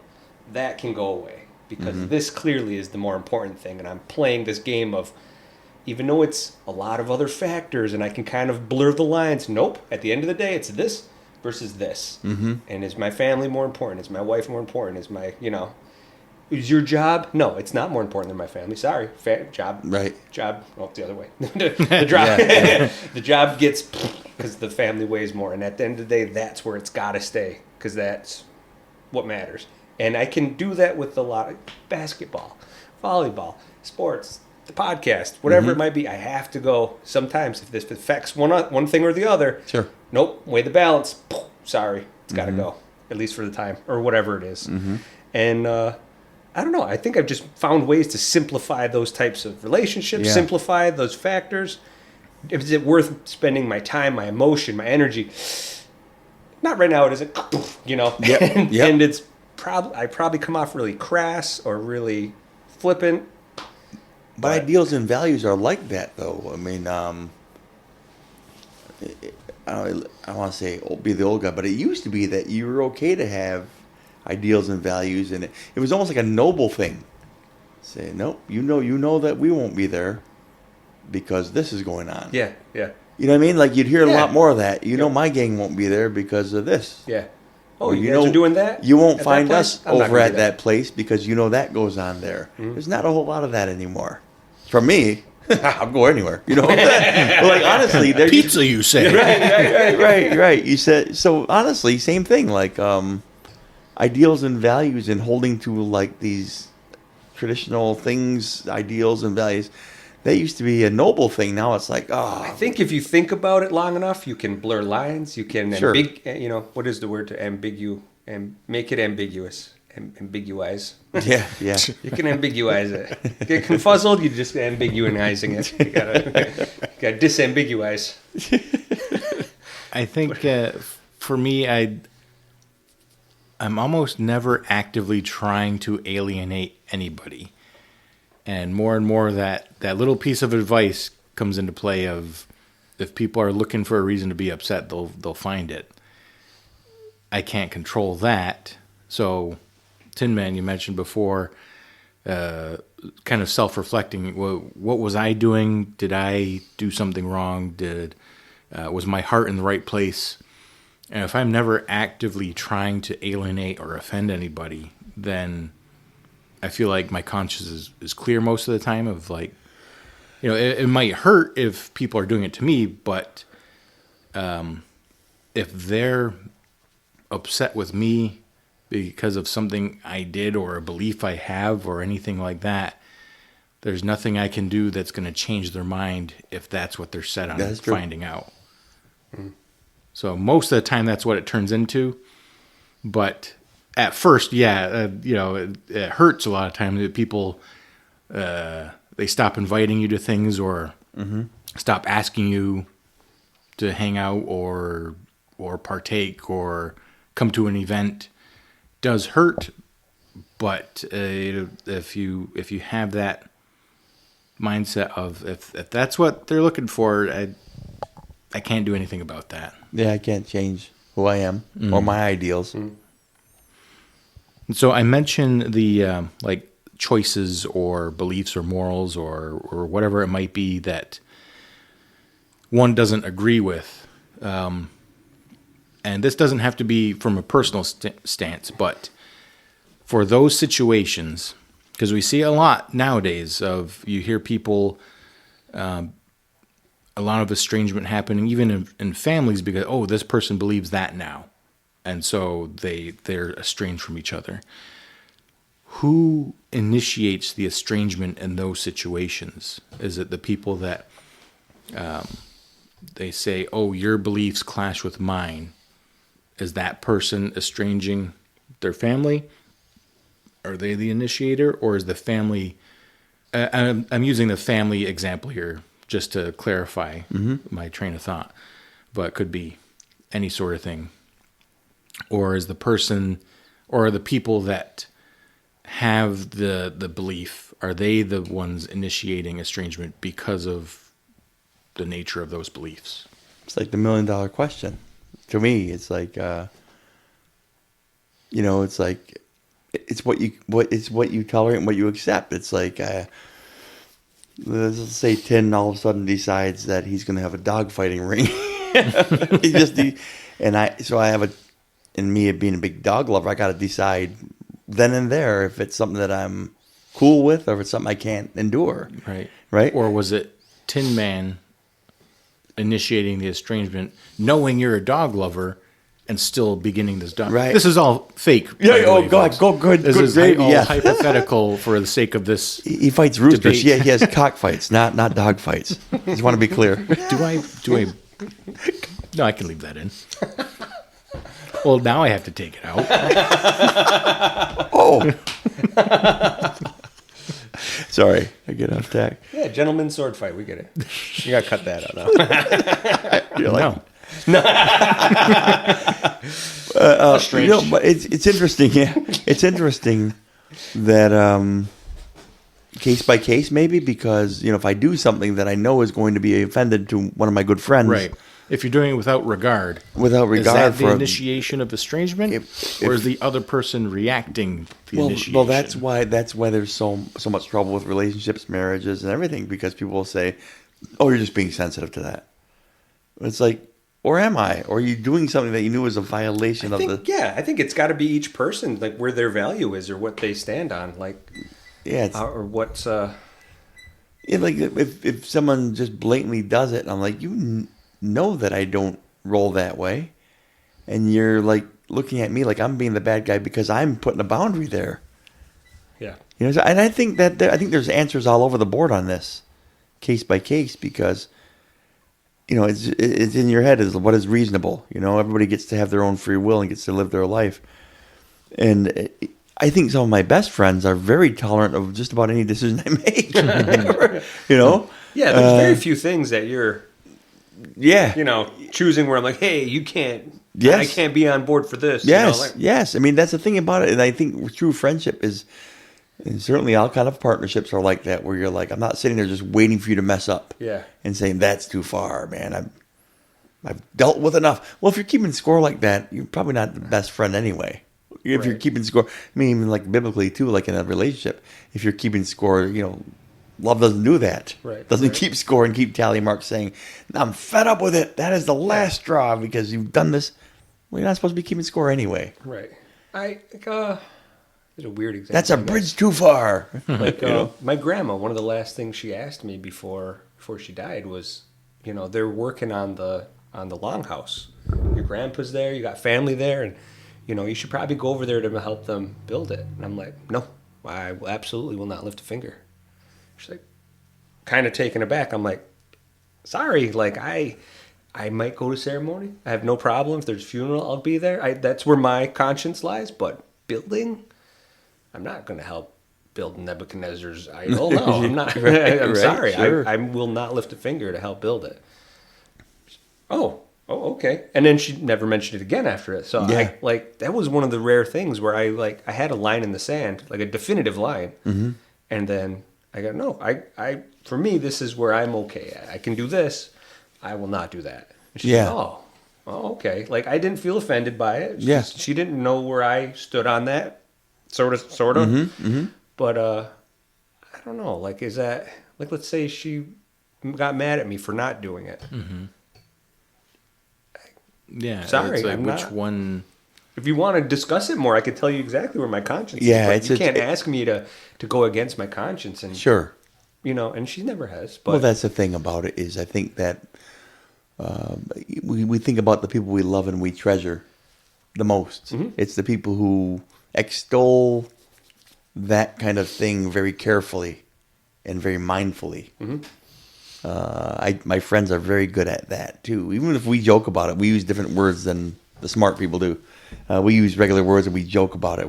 It might be with a gesture or a joke. Yeah. But we get to the other side of it respectfully because the relationship has value. Yeah. Because the relationship matters. And again, we're just people.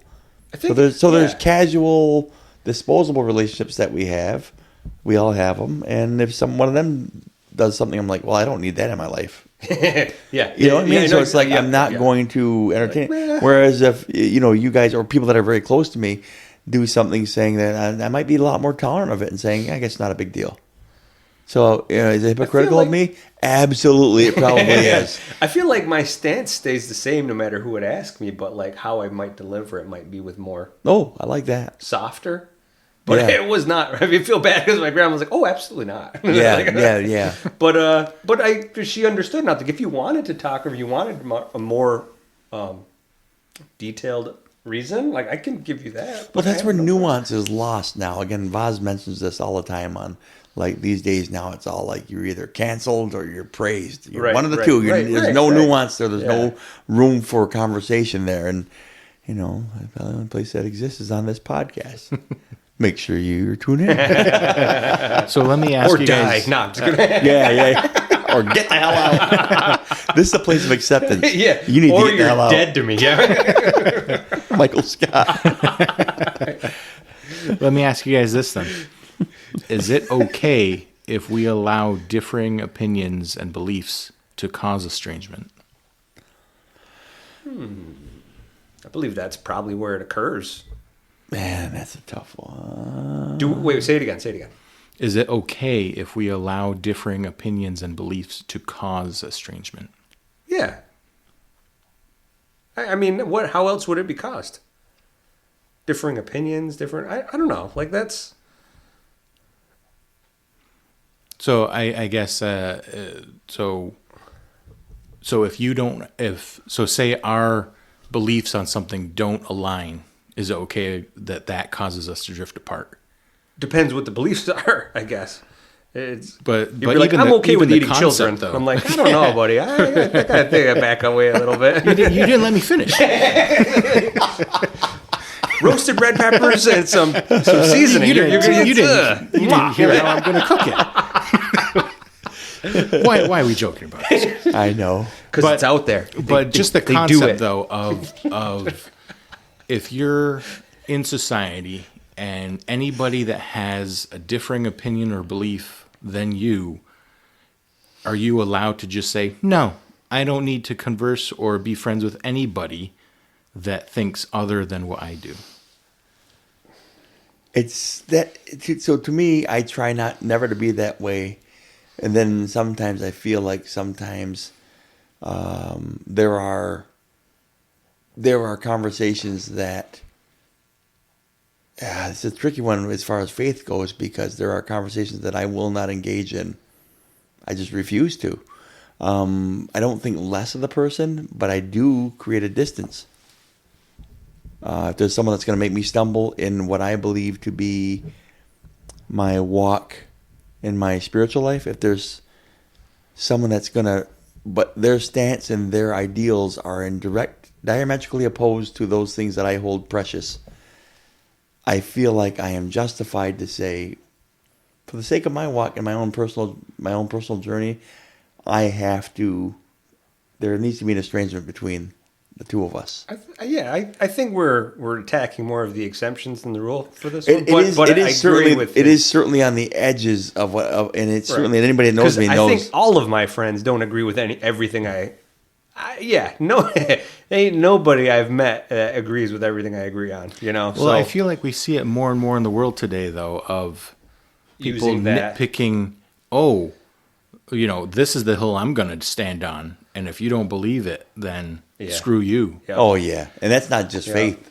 That's everything politically and everything real political is very much So what happens if that type of estrangement, the type that, between us, you see a little bit more grace, we'll say, with it, whereas quiet estrangement, right? Where it's, grew apart, drifted apart, stop trying. Well, what if that level of estrangement we just talked about, where, difference in beliefs and whatever allows estrangement to happen, what if that estrangement is not done with grace, though? What if it's aggressive estrangement? What does that lead to? well, I mean, at least all the worst things. It does. I mean, then you got Nazi Germany and you got a stew going. what you got? You got yourself a stew, baby. No, it leads to. I mean, in my opinion, it certainly leads to division. Right? Certainly, it leads to dis-ease. It leads to just really. So this is only keeping around people who have all the exact same views as you? I don't think anybody... pretty lonely world and pretty, it's hard to have a pluralistic society and have that kind of idea out there, because it's funny. I'm glad Tin. Variety is the spice of life. Yeah, I'm glad Tin brought up the idea that we're talking about the exceptions rather than the 98% of what we're fine with. Right. And maybe not even like what we're fine with, but what we will not go through great lengths to create estrangement over. There's almost no conversation that I'm gonna find a way. Oh, there it is. I gotta distance myself from you. I'm looking for it. No. There are stuff that there's people that are like dogmatically, like almost looking to challenge you to say, you have to accept me. You have to look. I'm like, yeah, I do, but I don't have to constantly entertain this conversation. That's going to willfully pull me away from, because you're not being a very good friend here. If you want to pull me away from something that I hold precious. Like, again, who's the instigator here? Right. If you know what my beliefs are, or what my thoughts are on something, and you're trying to get me to convert or say them out loud or challenge them, what are we doing? Because that's such a tricky topic, because like being involved in like missions work and things like that, man, I feel like I'm creating conflict sometimes with people that I'm serving, that I'm meaning to be a servant of, by sharing my ideals with them, my belief system with them, when they're perfectly happy to have their own, or their lack of it, or void of it. And then it's like I'm pushing them away, creating an estrangement by saying,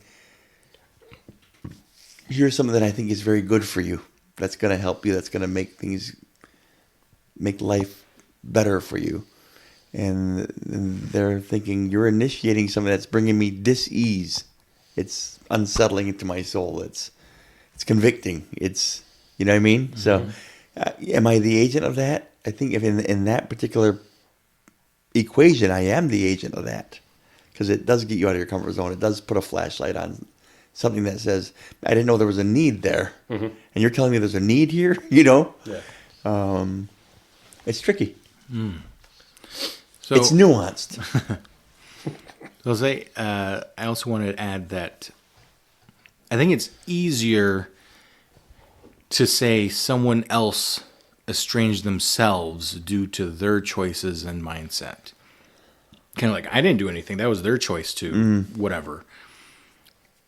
And I think that could be our pride standing firm that we were the ones offended or taken advantage of. And that could be the bigger reason friendships fade or relationships crumble. So it can be a delicate line to draw between grace and self-worth, I'll say. That's really good. Nice. That's well put. I wish you would have said that earlier, so I wouldn't have to ramble for an hour. That captures what I was trying to say perfectly. So just edit that. Let's land the plane, or we'll do another lap. Yeah. Previous 25. He's going to have that music again out there that we had in season 1. That's fine. So let's add another question here. I got questions for you guys. Shooting from the hip. Can estrangement be reversed? And if so, how? Yeah. That easy, folks. Yep. I have question marks on... go ahead. On 4 statements. Because I'm uncertain. So here it is. If trust is earned back, maybe. If communication becomes clearer, perhaps. If ambition can be shared or appreciated mutually, maybe. And certainly, if all parties want to be reconciled. There's no question mark on that. Right. All parties have to want to be reconciled, in my opinion, as far as...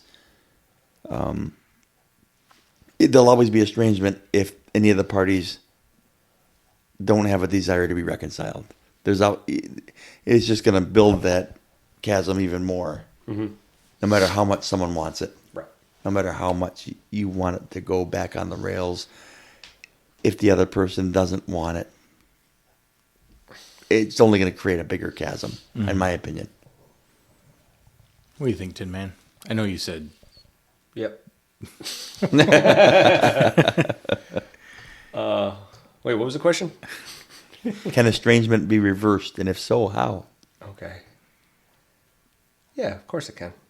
I feel like every relationship, every kind of detailed kind of depth in a relationship that isn't completely superficial is going to have moments where where they separate or where ideas clash or where, I got to thinking that too as we're having this any conversation. relationship should or could have those moments in it. I can't see there being a relationship where it's like 100%. Yeah, we never had an issue where stuff happened and we kind of drifted apart. I can't think of one detailed, long-term relationship that had some type of depth to it that doesn't have those moments. Mm-hmm. If it's all superficial, you can just sweep it under the rug. Oh yeah, we do this on, we have coffee on Sundays and we talk about our book and that's it. Like that, I can see where that never goes awry, but every relationship is going to have its bumps, going to have its issues, going to have its parts where it falls down. Like where you're assessing saying, I don't, I'm going to go.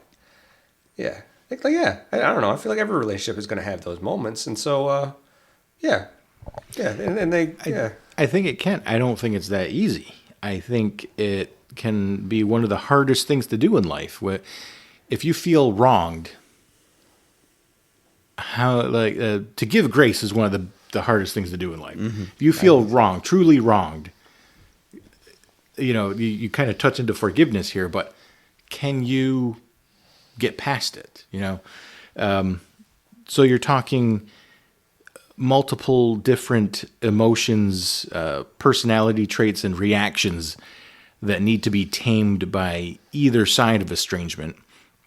Ideas of pride, forgiveness, both asking and giving. You got self-awareness, self-worth, reflection, vulnerability, accountability, courage, love, honesty, maturity, and again, grace. Sometimes people don't deserve to be brought back from estrangement, and that's why they're estranged. Grace is that illogical divine goodness that can see past that. And I think many people don't have the capacity to tinker with any of those things to allow a true reversal of estrangement. I can think of many of my own examples that someone makes life choices, perhaps some mistakes in life that may knock them out of a tier, we'll say, and like TIER. And those choices or mistakes may be the defining factor in their attempt at repairing their estrangement. I'm being very general here because when I say choices, that can be a very serious offense to someone and by association a family. So if I'm to answer this question of whether estrangement can be reversed, I will ask to what extent. A true reversal of estrangement to me is a return to a balance between the affected parties. In movie form, I think of the end of Coco. The family all is one, both the living and the deceased existing in unity, bonds repaired, grudges completely absolved. However, this is not in most cases. In most cases, an attempted repair to estrangement, there is a caveat. I'll let you back into my life, but there are new stipulations based on the premises of the estrangement, new boundaries, a new nature to that connection you share with the estranged. Boundaries like, we can no longer drink together, or I can't let you around my family, or I can't let you borrow things.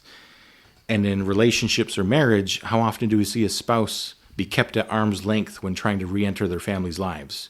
Hesitation to allow someone as close as they were before. It takes a truly special bond for people to completely reverse estrangement. The closest ones I can think of involve family members, between parent and child, between siblings. I've witnessed quite a few examples of a child making a mistake or choice that caused or should have caused estrangement, and the parent welcoming them back with open arms. No caveats, just an open door. Sometimes it's not as easy as that, but the end result is still possible through hard work. I also see parents causing their own estrangement, but reversing it through the innocence and innate need for a parent by a child. For other situations, mostly friendships, I think there are certainly levels to which estrangement can be repaired. After thinking about it, though, no matter the connection you have with someone estranged from your life, no matter if you initiated it or not, I think the ball is always in your court. You can always take the first step. You can always keep extending. To what extent is, it's as far as your grace is going to allow you. But there's nothing stopping you from being the person that initiates an attempt to reverse estrangement or to continue that attempt to reverse estrangement. Nothing to stop you except pride. And I think that's what makes the concept of grace so pure to me. It doesn't operate in the same arena that pride does. And as much as I like to hope I am a good person, I know there are countless times where I need to have more grace and think less about who wronged who and why someone is estranged. So that's my little bit about it.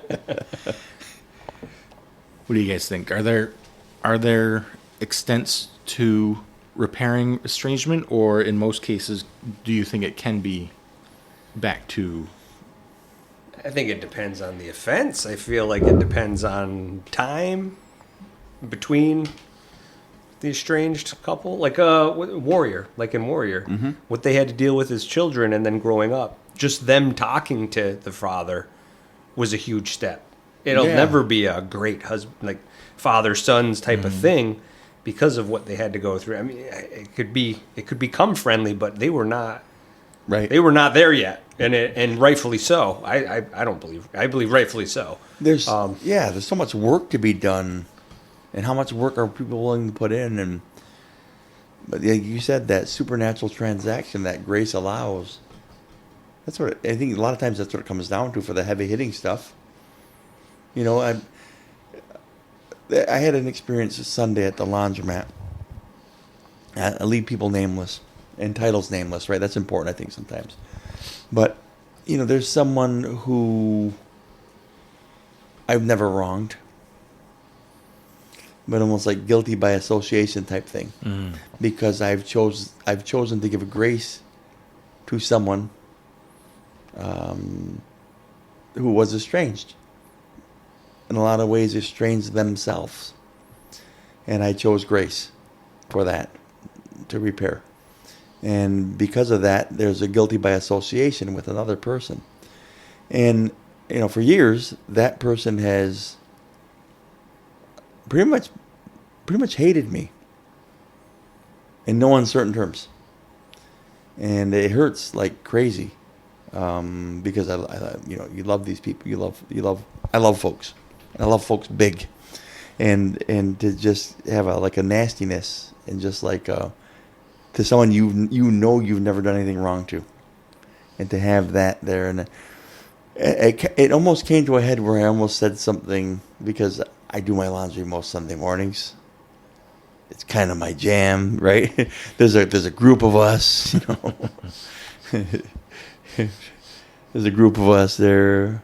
Shout out to Al Lewis and Chris Ferguson. There's a group of us there in Lenore. It's our time. Your mom and dad used to be there, and doing laundry. And then, you set your spots up, you do your laundry, you get it done, and you get out of there before the day gets started. And then, this person comes in, and I'm just doing my laundry.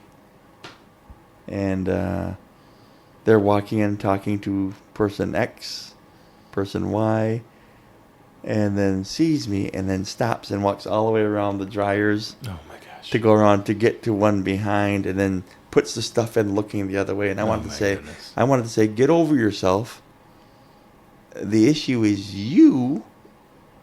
You're allowed to feel that way, but I don't. What do you want me to do to acknowledge that you feel wronged.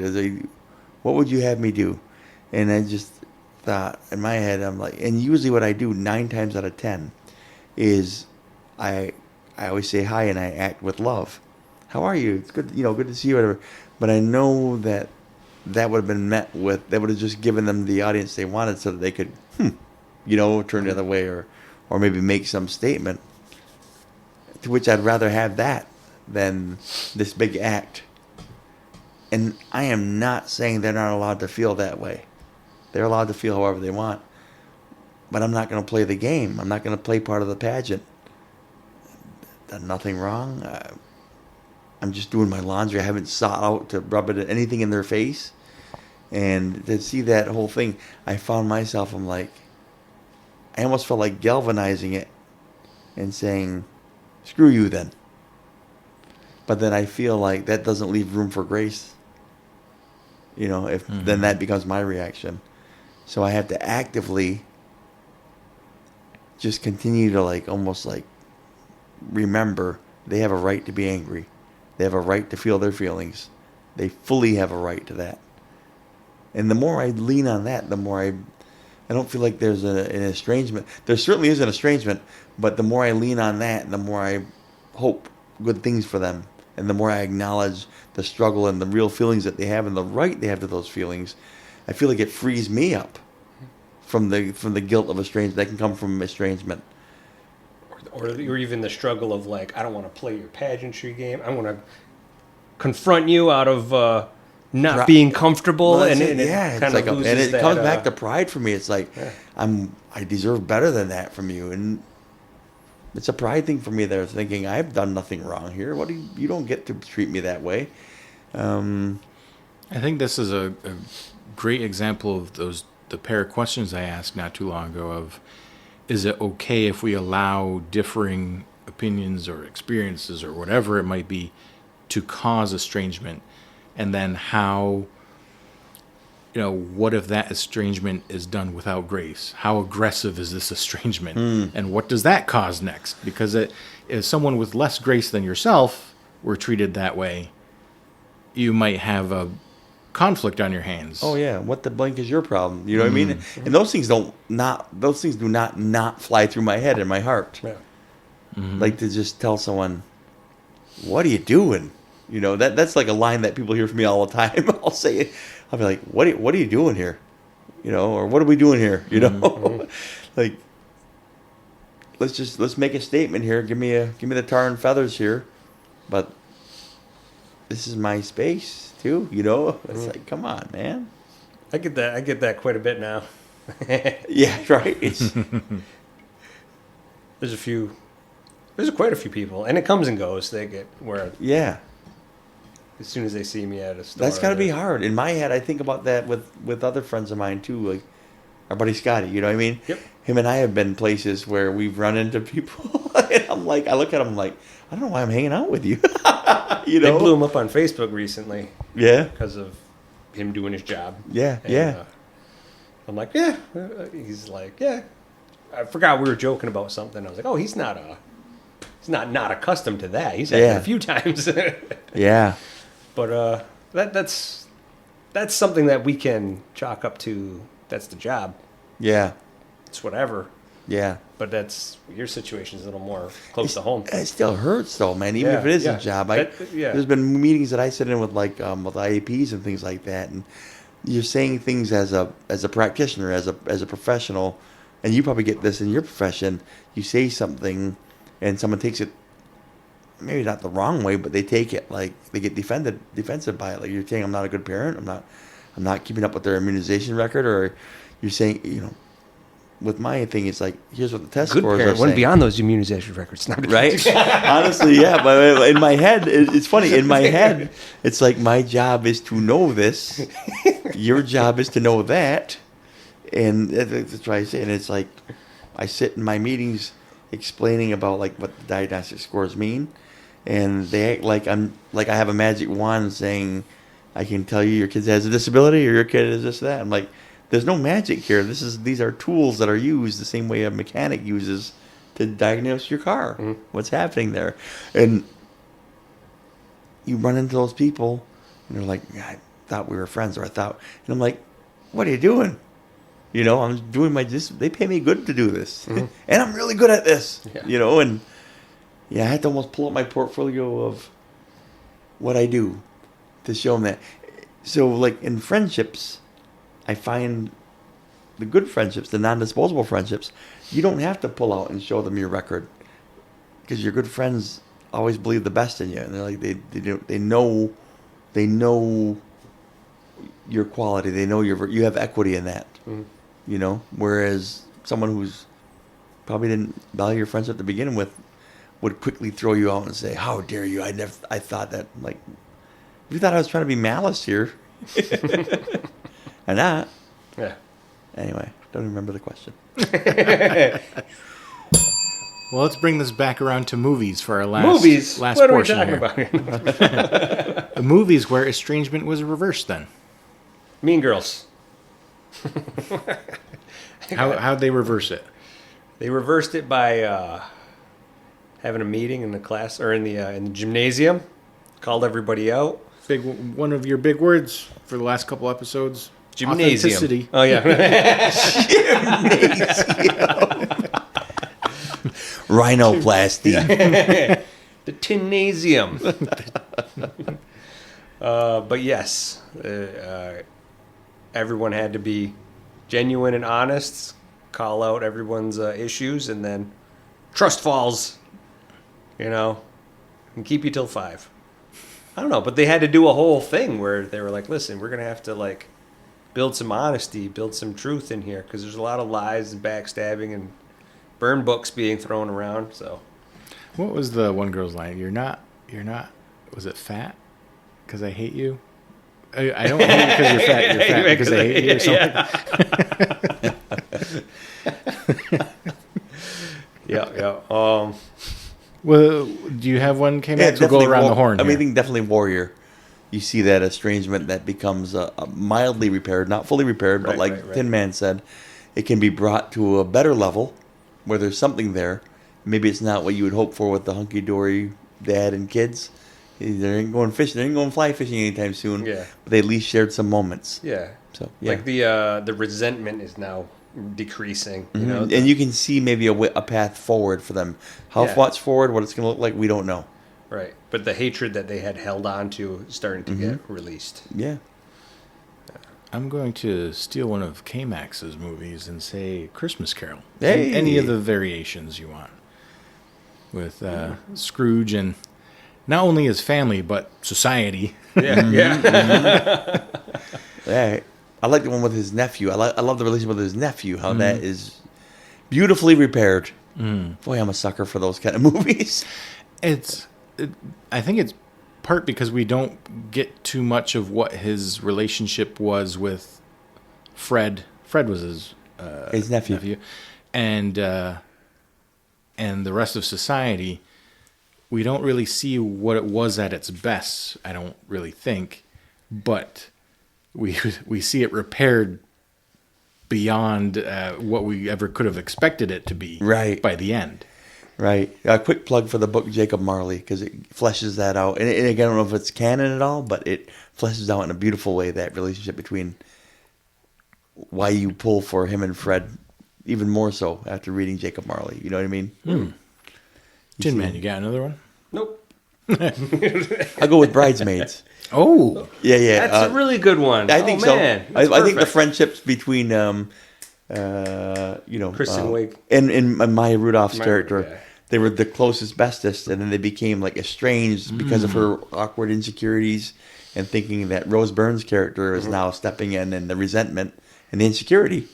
Well, she had every right to be upset with Rose Byrne, but yes. Right. But then also she was being very selfish about, I have to do this my way, and Rose Byrne was stepping in and being a dick, but also catering to the bride, right? That's what that whole thing's about, is catering to the bride.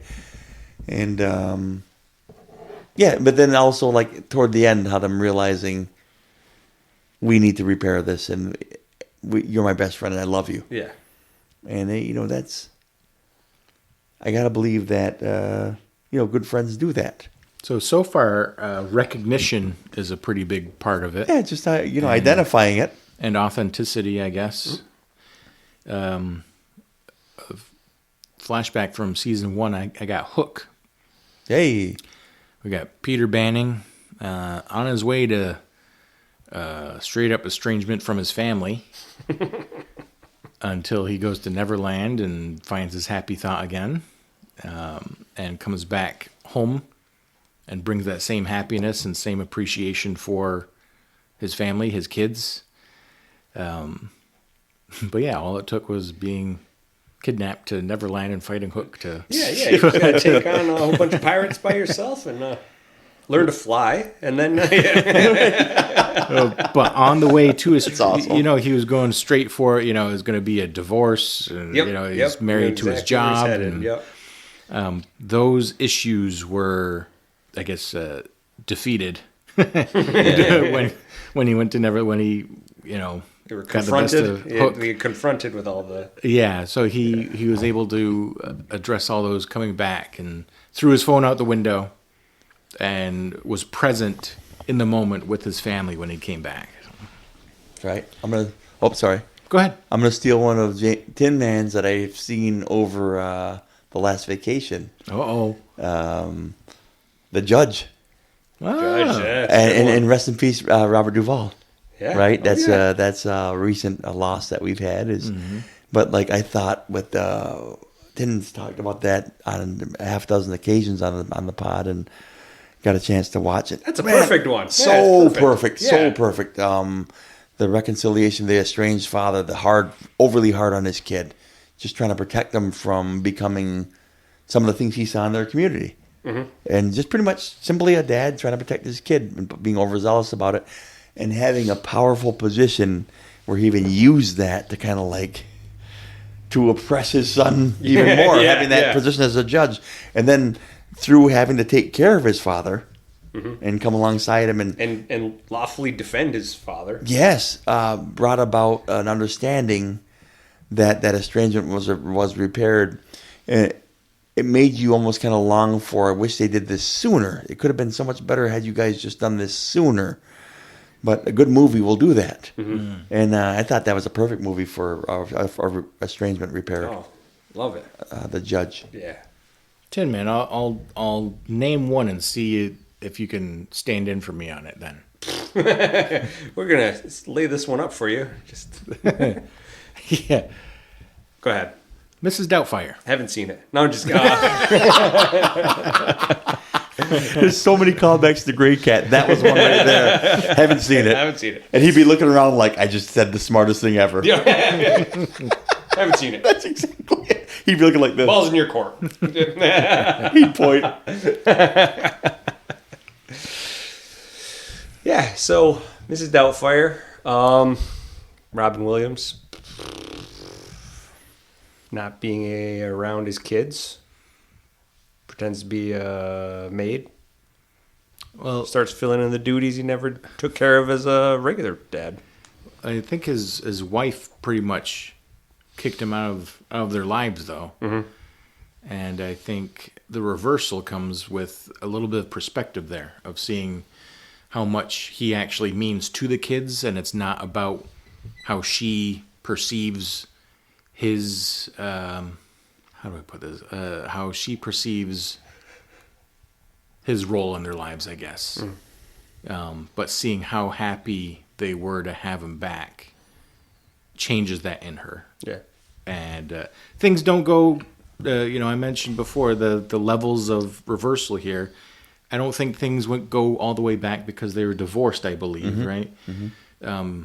But she pretty much allows him full access to whatever it takes to be a part of their lives. I mean, I don't know if I would trade Pierce Brosnan for Robin Williams, but that's a you problem too. Last one I got is it's awesome. Coco. I mean, I mentioned before how it gets reversed, or that it is reversed and how you see it, but it took. I wrote down these words because they seem to be prevalent in what it takes to reverse estrangement, but perspective, authenticity, recognition, and I think above all, grace. So you see in that the pit there, recognition of each other, that you're my family, and that's all they have in that moment is each other. There's no other noise. There's no other outside noise. Just the echo of them saying, "I'm proud to be his family," and that's all they needed. And That movie's so freaking good. and then Imelda kind of finally recognizing that as well at the end there. All right, I think that's all I got for you guys. The defense rests. There we go. How long do you? I'm covering the thing. How long do you think we recorded for? 1 hour and 51 minutes. 2:20. Oh, well, you're staring at your clock on your phone. I didn't know when we started. But yeah, that's fine. That's fine. I don't care. I don't even care. I don't even care. You got a timer on your phone right now. Well, we had to have personal, emotional, and interesting things brought into this. Oh, I got to tell you right now, I was looking dare forward to this. I was looking forward to this, and I love tonight's session. I don't even call it an episode. I call it a session because I think we're doing the people's work here. You are on my couch. I am nude. What? At this hour, it becomes the casting couch. So Tin Man, there isn't an hour in the day that it isn't.